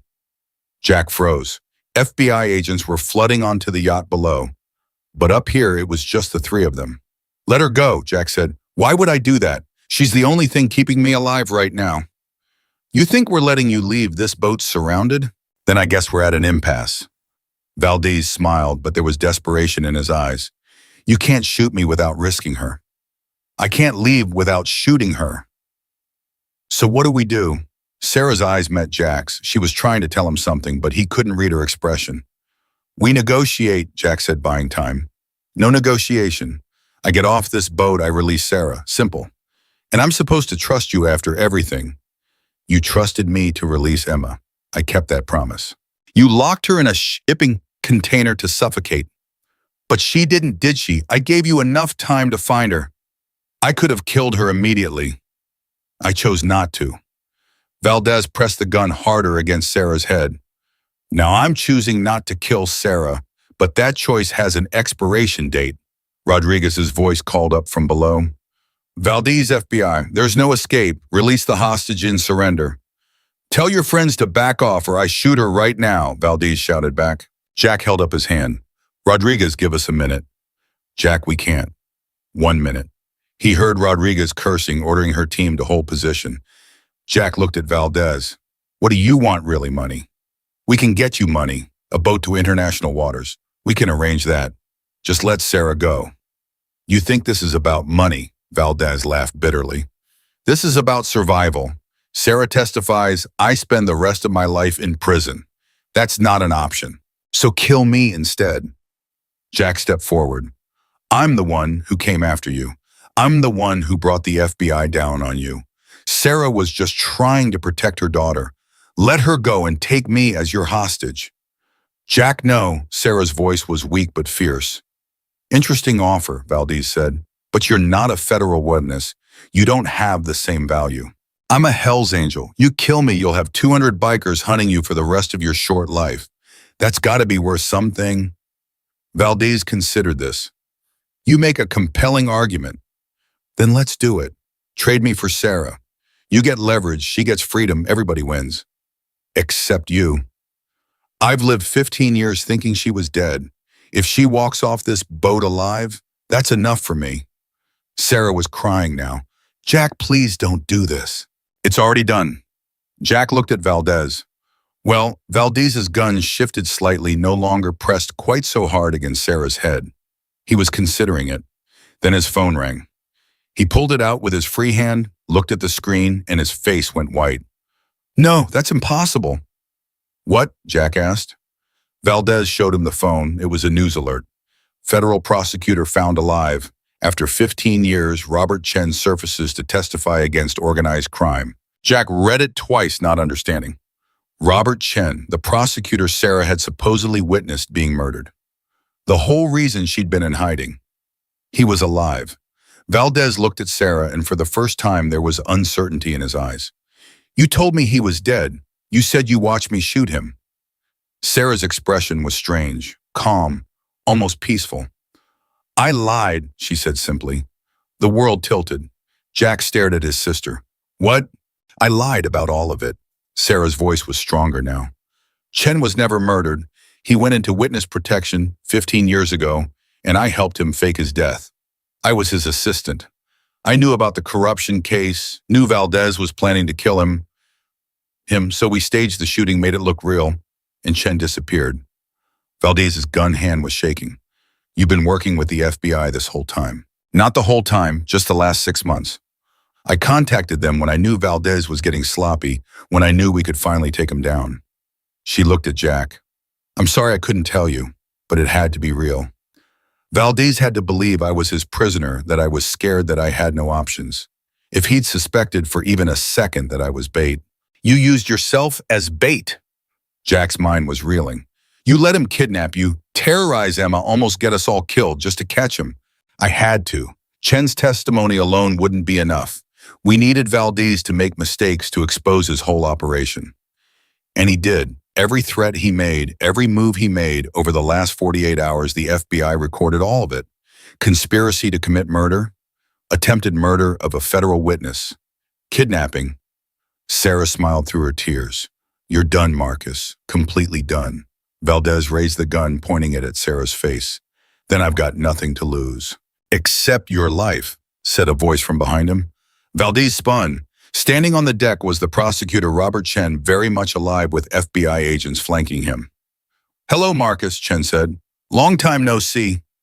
Valdez's gun wavered between Sarah and Chen. His eyes were wild, now trapped. It's over, Chen continued. Every crime, every murder, every bribe, we have it all. 15 years of gathering evidence, and now you've handed us the final pieces. You kidnapped Emma Morrison on camera. You threatened to kill federal witnesses on recorded phone calls. You just held Sarah hostage in front of a dozen FBI agents. There's no walking away from this. I can still kill her, Valdez screamed. I can still take her with me. You could, Jack said quietly, but then I'd kill you. And trust me, I'm faster than you think. Valdez looked between them, the gun still pointed at Sarah. His finger was on the trigger. For a moment, Jack thought he was actually going to do it, going to pull that trigger just to hurt them one last time. Then Sarah did something Jack didn't expect.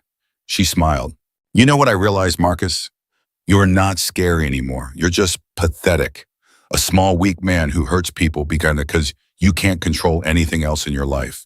And I'm done being afraid of you. She twisted in his grip faster than Jack thought possible for someone with bound wrists. Her elbow caught Valdez in the throat, and he staggered back, choking. The gun went off. Jack lunged forward, his knife already in motion. He couldn't tell if the bullet had hit Sarah, couldn't think about anything except stopping Valdez. His blade caught Valdez in the shoulder. The man screamed and dropped the gun. FBI agents swarmed the deck, weapons drawn. Don't move, FBI, don't move! Valdez collapsed to his knees, blood pouring from his shoulder. Agents zip-tied his hands and dragged him away. Jack spun to Sarah. She was sitting on the deck, breathing hard but unhurt. The bullet had missed. You okay? His voice cracked. Yeah, I'm okay. He dropped beside her and pulled her into his arms. She was shaking, and so was he, and for a long moment they just held each other while FBI agents secured the scene around them. You're really alive, Jack whispered. All this time, I know, I'm sorry. I'm so sorry, Jack. Emma, Emma thinks you're dead. We need to call her. We need to tell her. I know, we will. But first, Sarah pulled back and looked at him. Thank you for not giving up, for finding Emma, for everything. Jack couldn't find words. 15 years of grief, of guilt, of wondering what he could have done differently, and she'd been alive the whole time, working undercover, sacrificing everything. Rodriguez appeared beside them. Sarah, we need to get you checked out by paramedics, and we'll need a full debrief. I know. Just give me a minute. She looked at Jack, really looked at him, seeing the man he'd become in the years since she'd disappeared. You got old, she said with a small smile. You got reckless. Fair point. Chen approached, looking relieved. Sarah, that was incredibly dangerous.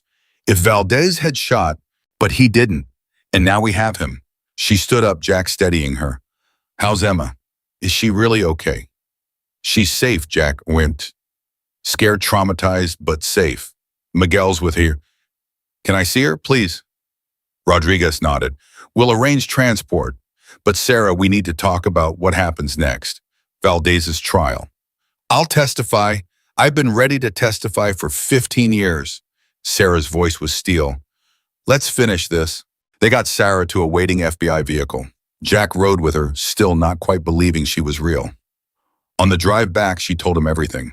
how she'd discovered Chen's corruption investigation, how Valdez had found out about her involvement, how she and Chen had faked his death to protect him and give them time to build a case, how she'd spent 15 years in and out of hiding, feeding information to the FBI while pretending to be Valdez's prisoner. "I wanted to contact you so many times," she said, "especially when Mom died. But Valdez was paranoid. If he'd suspected I wasn't really scared of him, wasn't really isolated, he would have killed everyone I loved just to be sure. So you sacrificed yourself." "I sacrificed 15 years, but I saved lives, yours, Mom's for as long as she lived, Emma's." Sarah looked out the window. "I'd do it again." "Don't!" Jack's voice was hard. "Don't do it again. No more undercover operations. No more playing bait. You're done with that life." "Jack, I'm serious. Emma needs her mother, and I need my sister. No more disappearing acts." Sarah was quiet for a long moment. Then she reached over and took his hand. "Okay, I promise, no more disappearing." They arrived at the safe house where Emma was being kept. Miguel met them at the door, Emma in his arms. The little girl's eyes went wide. "Mommy." "Hi, baby." Emma squirmed out of Miguel's grip and ran to Sarah, who scooped her up and held her so tight Jack thought she might break. "I thought you were dead," Emma sobbed. "The news said you were dead." I know, sweetheart, but I'm here now, and I'm never leaving you again." They stood there in the doorway, mother and daughter, while Jack watched with tears streaming down his face. Miguel put a hand on his shoulder. "We did it, brother." "Yeah, we did." But even as he said it, Jack knew this wasn't really over. Valdez was in custody, but there would be a trial. Testimony. Threats from what remained of Valdez's organization. Sarah and Emma would need protection, maybe for years. Rodriguez approached him quietly. "Jack, we need to discuss security arrangements for Sarah and Emma. Valdez's people won't take this lying down." "I know. What are you proposing? Witness protection, new identities, relocation, the whole thing?" "It's the safest option." Jack looked at Sarah, still holding Emma. She'd spent 15 years in hiding. The thought of asking her to hide again made him sick. "Is that what you want?" he asked Sarah. She looked at Emma, then at Jack. "I want my daughter safe, whatever that takes." "There's another option," Miguel said. "Hell's Angels protection. We've kept people safe before. We can do it again." Rodriguez frowned. "With all due respect, a motorcycle club isn't equipped." "We kept Emma alive when your people lost her," Miguel said flatly. "We found Sarah when your investigation was going nowhere. Maybe it's time to trust us." Jack could see Rodriguez wanted to argue, but she couldn't. The bikers had come through when it mattered. "We could do a hybrid approach," Chen suggested. "Federal resources combined with Hell's Angels manpower. Best of both worlds." Rodriguez thought about it. "That could work, but it would require cooperation. Real cooperation." "We can do that," Jack said, "if it keeps them safe." Sarah smiled. "Look at us, FBI and bikers working together. Who would have thought?" "Not me," Rodriguez admitted. "But then again, this whole case has been full of surprises." They spent the next hour working out details. Sarah and Emma would stay in protective custody until the trial, but Hell's Angels would provide additional security. After Valdez was convicted, they'd reassess. It wasn't perfect, but it was something. As the sun set, Jack found himself standing outside the safe house with Sarah. Emma was inside, finally sleeping after the trauma of the day. "I keep thinking I'm going to wake up and this'll all be a dream," Jack said. "You being alive, finding you, all of it. It's real. I'm real." "I know, but it doesn't feel real yet." Sarah leaned against him. "Give it time." They stood in comfortable silence, watching the stars come out. "Mom would have been so happy to know you were alive," Jack said quietly. "I know. That's the part I can't forgive myself for. Letting her die thinking I was gone. She loved you. She would have understood." "Maybe." Sarah's voice was thick with emotion. "But I'll never know for sure." Jack put his arm around her. "Hey, we've got time now. Time to grieve, time to heal, time to rebuild. That's more than we had yesterday." "True," she smiled up at him. "Thank you, Jack, for never giving up on me. That's what family does." Inside, Emma called out for her mother. Sarah squeezed Jack's hand once, then went inside. Jack stayed outside a while longer, his mind still processing everything that had happened. 15 years. 15 years of thinking she was dead and she'd been alive the whole time. Fighting, surviving, protecting her daughter. He thought about his mother gone 3 years now. Wondered if she was watching, somehow seeing this reunion. Miguel came out and handed him a beer. Hell of a day. Hell of a 15 years. They drank in silence. What now? Miguel asked. Now we make sure Valdez never gets out. Now we keep Sarah and Emma safe. Now we figure out how to be a family again after all this time. Sounds complicated. Everything worth doing is, Miguel raised his beer, to family and to not giving up even when every sign says you should. Jack clinked bottles with him. To family. They finished their beers as night fell completely. Tomorrow would bring new challenges, testimony to prepare security to arrange a life to rebuild. But tonight Jack's sister was alive. His niece was safe. And after 15 years in the dark, that was enough. The trial started 6 months later on a cold February morning. Jack sat in the gallery watching Sarah take the stand, her hand steady on the Bible as she swore to tell the truth. Emma sat beside him, dressed in her best outfit, her small hand gripping his. Is Mommy going to be okay? Emma whispered. She's going to be fine, Jack said, hoping it was true. Valdez sat at the defense table in an orange jumpsuit, his expensive suits and confident smile replaced by prison pallor and dead eyes. He stared at Sarah like he could will her into silence. But Sarah didn't flinch. She looked right back at him as the prosecutor approached. Ms. Morrison, can you tell the court how you first became aware of Marcus Valdez's criminal activities? Sarah's voice was clear, strong. I was working as an assistant to federal prosecutor Robert Chen 15 years ago. I was organizing case files when I discovered evidence of a murder-for-hire plot targeting Mr. Chen. The evidence pointed directly to Marcus Valdez. The prosecutor nodded. And what did you do with this information? I contacted the FBI. Together with Mr. Chen, we devised a plan to fake his death and allow me to infiltrate Valdez's organization as a supposed witness he needed to control. Valdez's lawyer jumped up. Objection. This witness is admitting to conspiracy to commit fraud. Overruled, the judge said. The witness was acting under federal supervision. Continue, Ms. Morrison. Sarah told the whole story. The fake murder scene. The years spent feeding information to the FBI while pretending to be Valdez's prisoner. The decision to have Emma through artificial insemination so Valdez could never use a father against her. The careful balance of appearing terrified while secretly documenting every crime. He thought he controlled me, Sarah said, but every threat he made, every order he gave, I reported it.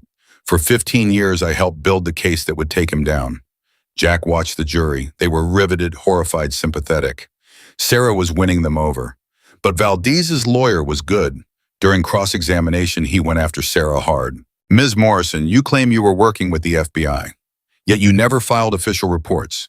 You never testified in any preliminary hearings. In fact, until 6 months ago, the FBI had no record of you as an informant. Isn't that convenient? Sarah didn't miss a beat. I was a deep cover operative. My handler was Agent David Chen, Robert Chen's brother. He kept my identity compartmentalized to protect me. How convenient that Agent Chen died in a car accident 3 years ago and can't corroborate your story. His files corroborate it. The FBI has 15 years of intelligence reports based on information I provided. Every report is time-stamped, verified, and cross-referenced with actual crimes that occurred. The lawyer changed tactics. You had a child, Emma Morrison, while supposedly under duress from my client. Yet you chose to bring a child into this dangerous situation. That doesn't sound like the action of someone truly afraid. Jack felt Emma tense beside him. Sarah's face hardened. I had Emma because I refused to let Marcus Valdez take everything from me.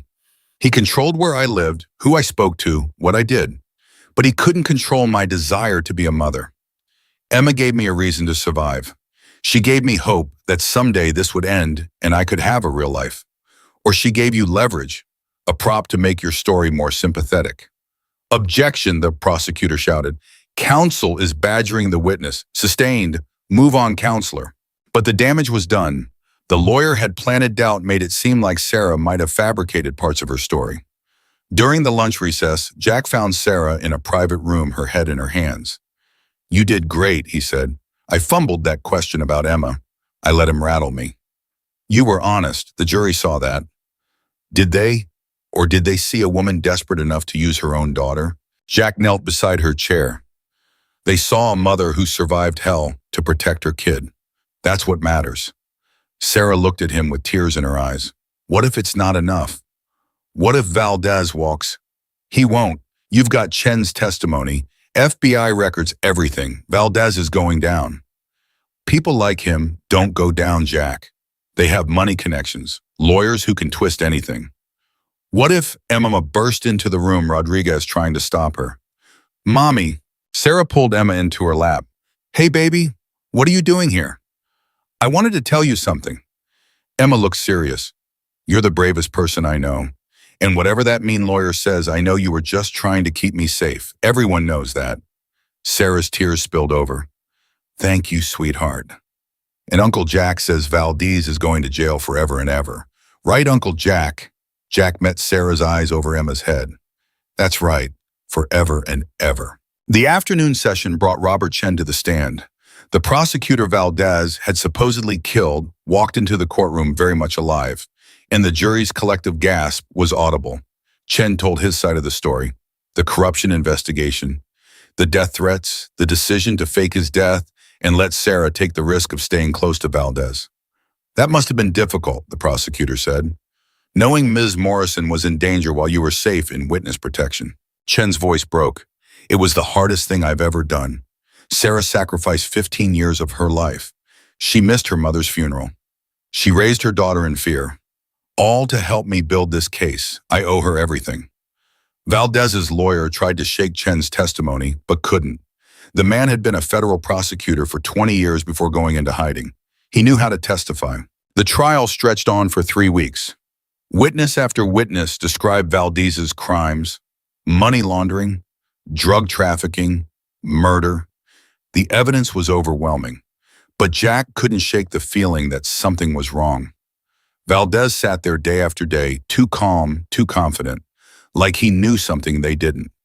On the final day of testimony, Jack found out what? He was sitting in the gallery when a man in a suit approached Rodriguez in the hallway. They spoke in urgent whispers, Rodriguez's face going pale. Jack followed them into an empty courtroom. What's going on? Rodriguez looked at him. We have a problem.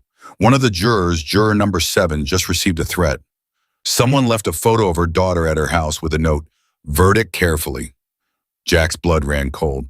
Valdez is threatening the jury. It appears so. We're investigating, but if one juror has been compromised, how many others have been? Jack finished. Exactly. The judge is considering a mistrial. No, Sarah's been through too much. She can't do this again. I know, but if the jury's been tampered with, we have no choice. Jack thought fast. What if we prove who sent the threat, show the jury that Valdez is still trying to intimidate witnesses that could work in our favor? Rodriguez considered this. It's risky, but it might work.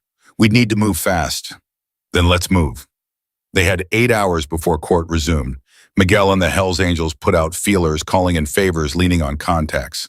Someone had delivered that photo. Someone knew who'd ordered it. At 11 p.m., they got a break. A courier service had been paid cash to deliver an envelope to the juror's house. The courier remembered the client, a woman mid-40s, expensive jewelry. Miguel showed him photos from Valdez's known associates. The courier identified Lisa, the same woman who tried to set Jack up at the textile factory. She's still working for him, Jack said, even from jail. Then we find her and make her talk, Miguel said.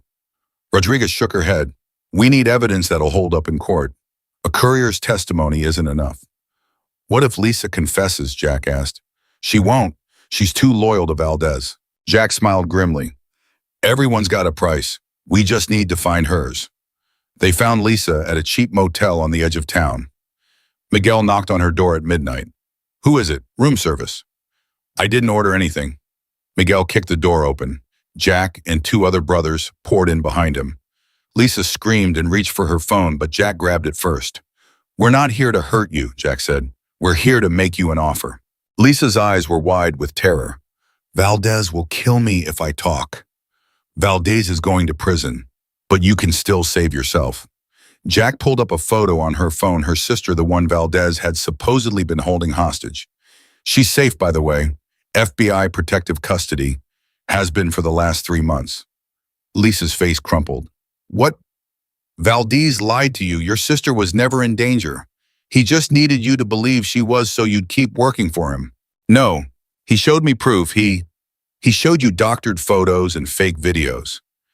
Your sister's alive and well in Kansas City working at a bank, living her life. We can prove it. We can put you on the phone with her right now if you want. Lisa was crying now. He said if I didn't help him, she'd die. He lied, just like he's lied about everything else. Jack knelt beside her. But here's the truth. You help us prove Valdez ordered that jury threat and we get you immunity. You walk away clean. New identity, fresh start, whatever you need. And if I don't, then you go down with him. Jury tampering, conspiracy, obstruction of justice. You're looking at 20 years minimum. Lisa looked between them, weighing her options. Can I really talk to my sister? Rodriguez, who'd been waiting outside, came in and dialed a number. A woman's voice answered, sleepy and confused. Hello. Jenny, Lisa's voice broke. Lisa, oh my God, Lisa, where have you been? I've been so worried. They talked for 10 minutes while Jack and the others waited. When Lisa finally hung up, she was sobbing with relief. Okay, she whispered. I'll testify. I'll tell you everything. The next morning, the prosecution called a surprise witness. Lisa took the stand and described how Valdez had ordered her to threaten the juror, how he'd maintained control of his organization, even from jail, through coded messages and loyal followers. He told me the jury had to hang, Lisa said, that even one holdout would force a mistrial and give him time to eliminate witnesses. He said if I didn't make it happen, my sister would die. But he was lying. He'd been lying to me for years. Valdez's lawyer objected repeatedly, but the damage was done. The jury had seen proof that Valdez was still trying to manipulate the trial. The judge denied the motion for mistrial and sent the jury to deliberate. They were out for 6 hours. Jack sat in the hallway with Sarah and Emma waiting. Sarah couldn't sit still, pacing back and forth. It's taking too long, she said. If they were going to convict, they'd have done it by now. They're being thorough, Jack said. That's good. Or they're deadlocked. Sarah, what if he walks Jack? What if after everything he just walks away? Emma tugged on Sarah's sleeve. Mommy, you said we have to have faith, remember. Sarah knelt down. You're right, baby. We have to have faith. But Jack could see the fear in her eyes. 15 years of sacrifice, and it all came down to 12 strangers in a room. His phone buzzed. Miguel. Turn on the news, now. Jack pulled up a news app. The headline made his stomach drop. Witness in Valdez trial found dead, apparent suicide. The witness was Agent David Chen's former partner, a man who'd corroborated parts of Sarah's story, found dead in his apartment an hour ago, single gunshot to the head. Jack showed Sarah. Her face went white. He didn't commit suicide, she whispered. Valdez had him killed. We don't know that. I know it. This is what he does. Anyone who threatens him, he eliminates. Rodriguez appeared looking shaken. I just heard. We're investigating, but it looks like suicide and you can't prove otherwise, Sarah finished. Meanwhile, the jury's going to hear about this and wonder if they're next. We're keeping it from the jury. The judge ordered a media blackout. For how long? Eventually they'll find out. Everyone finds out everything eventually. Before Rodriguez could respond, the bailiff appeared. Jury's back. Jack's heart hammered. 6 hours and now this. Either the witness's death had nothing to do with timing, or someone had sent a message and the jury had received it. They filed back into the courtroom. The jury looked exhausted, tense.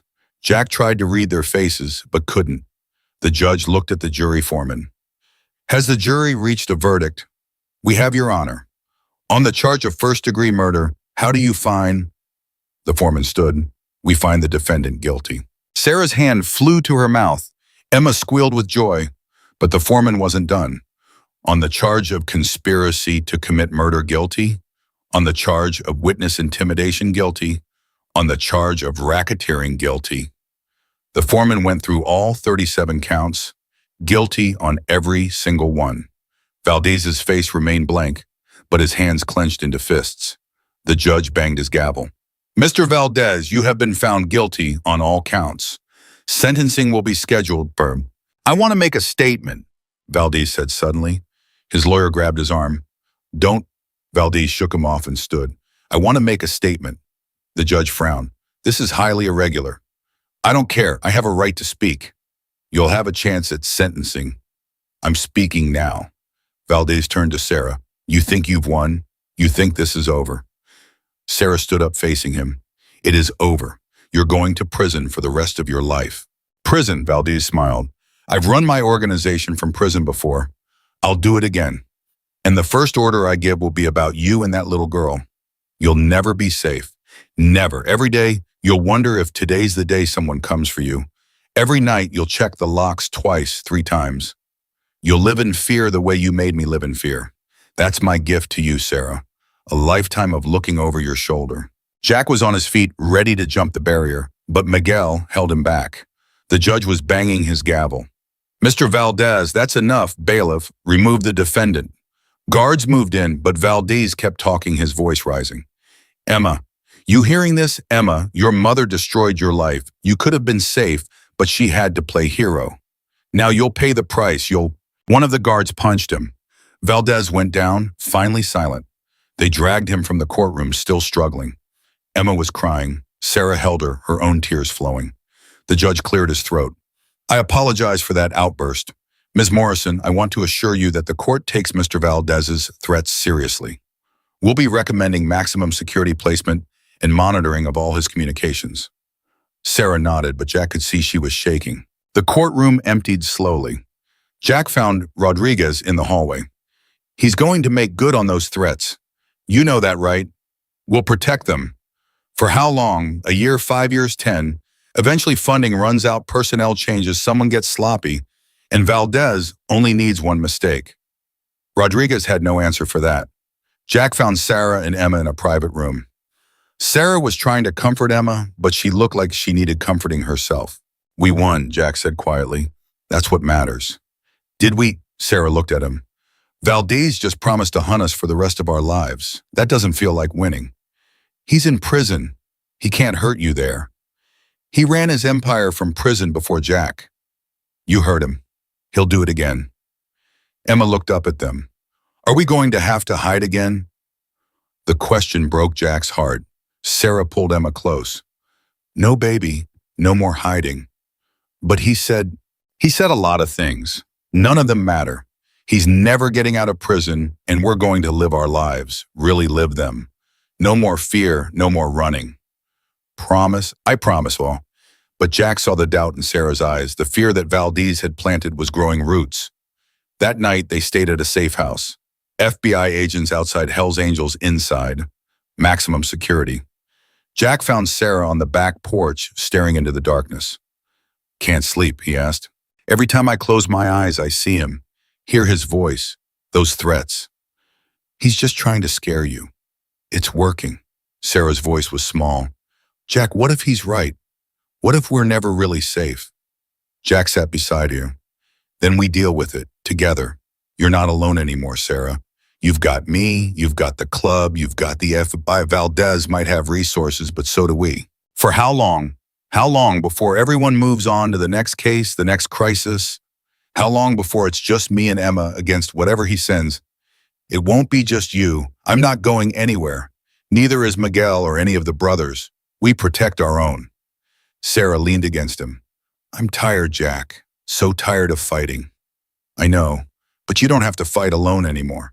They sat in silence for a long time. Then Sarah said quietly, what if I took Emma and disappeared? Really disappeared this time. New identities, new country. Somewhere Valdez could never find us. You'd be running forever. Maybe that's better than waiting for him to make good on his threats. Or maybe it's letting him win. Jack turned to face her. You spent 15 years in hiding, Sarah. 15 years sacrificing everything. You deserve to live your life in the open. To raise Emma without fear. Don't let Valdez take that from you. Easy to say, harder to do. Then we make it easier. We build a life that's worth the risk. We give Emma a real home, real friends, real experiences. We show her that courage isn't the absence of fear, it's choosing to live despite it. Sarah was quiet for a long moment. Then she smiled just a little. When did you get so wise? 15 years of thinking my sister was dead. Gives you perspective. She squeezed his hand. Thank you. For everything. For never giving up. That's what family does. The sentencing hearing came 3 weeks later. The judge gave Valdez life without parole on each murder charge, sentences to run consecutively. He'd die in prison, no question. But as they led him away, Valdez looked at Sarah one more time and smiled. That smile haunted Jack's dreams. 2 months after the trial, Sarah and Emma moved into a house 3 blocks from Jack's apartment. It had a yard for Emma to play in, good schools nearby, and most importantly, a Hells Angels clubhouse 2 miles away. They threw a housewarming party. The whole club showed up along with Rodriguez, Chen, and a few other FBI agents who'd worked the case. It was strange seeing federal agents and bikers drinking beer together in Sarah's backyard, but somehow it worked. Emma ran around with some of the brothers' kids laughing carefree. Watching her, Jack felt something he hadn't felt in 15 years. Hope. Sarah appeared beside him. She's happy. Yeah, she is. I keep waiting for the other shoe to drop, for something to go wrong. Maybe nothing will. Maybe we actually get a happy ending. You believe that? Jack thought about it, about everything they'd been through, about the threat still hanging over them, about Valdez sitting in a cell probably plotting revenge. I believe we get whatever ending we fight for, and I'm fighting for this one. Sarah smiled. Me too. They stood watching Emma play, and for the first time in 15 years, Jack let himself believe that maybe, just maybe, they had actually made it. 3 months later, Jack got a call at 2 a.m. Rodriguez. Valdez is dead. Jack sat up. What? Someone got to him in prison, shanked to the throat during recreation time. He died before they could get him to the infirmary. Jack's mind raced. Who? We're investigating. But Jack, there's something you need to know. Before he died, Valdez made a statement.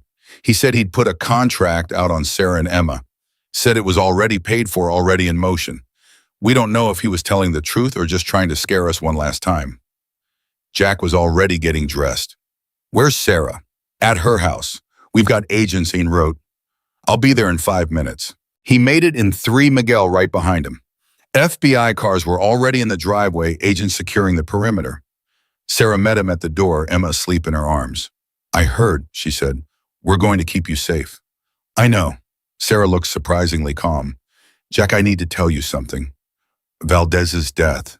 That wasn't random. What are you talking about? I arranged it, through contacts I made during my 15 years undercover. I couldn't let him keep threatening Emma, so I made sure he couldn't follow through. Jack stared at his sister. Sarah, I'm not proud of it, but I'm not sorry either. My daughter gets to grow up without that monster hanging over her. That's worth whatever guilt I feel. Rodriguez appeared in the doorway.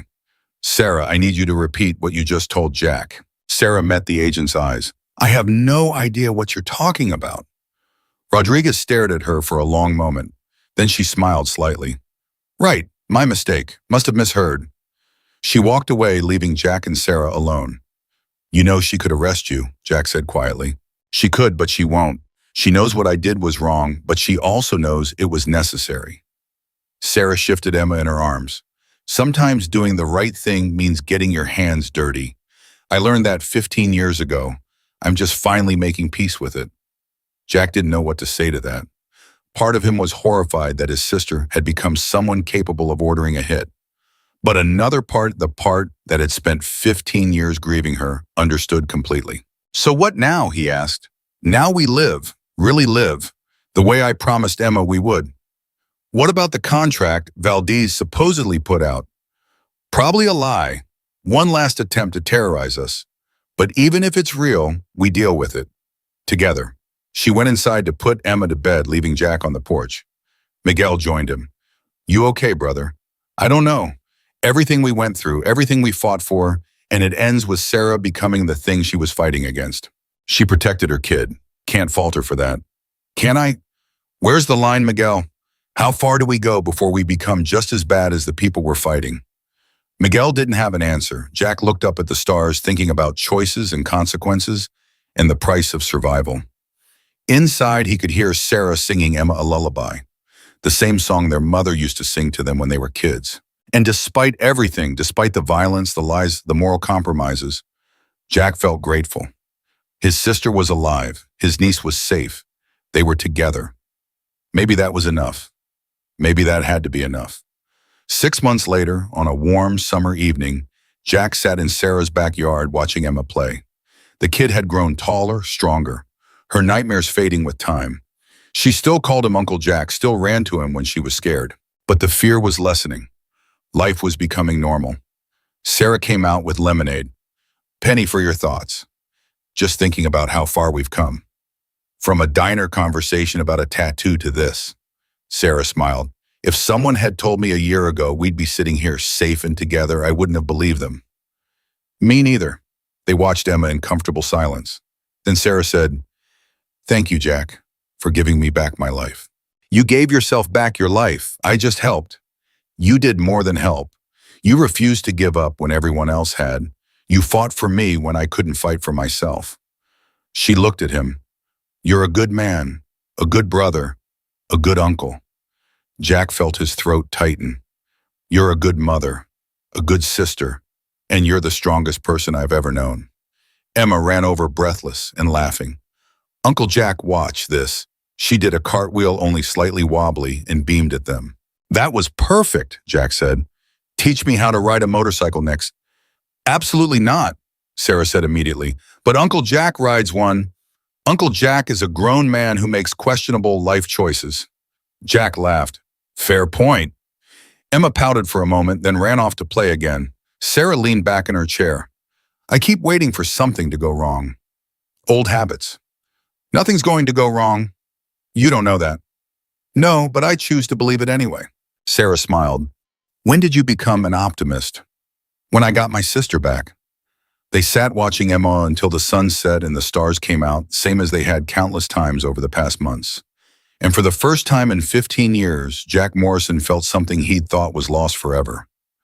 Peace, not perfect peace. There would always be scars, always be memories of what they'd lost. But peace nonetheless. The kind that comes from knowing you fought for what mattered and won. The kind that comes from family reunited after years apart. The kind that comes from a promise kept and a future reclaimed. Sarah reached over and took his hand, her fingers tracing the winged skull tattooed on his forearm. "We made it," she whispered. "Yeah," Jack said. "We did." And in that moment, watching his niece play under the stars while his sister sat beside him alive and whole, Jack knew one thing with absolute certainty. Some bonds can't be broken, not by time, not by distance, not even by death itself. Family always finds its way home.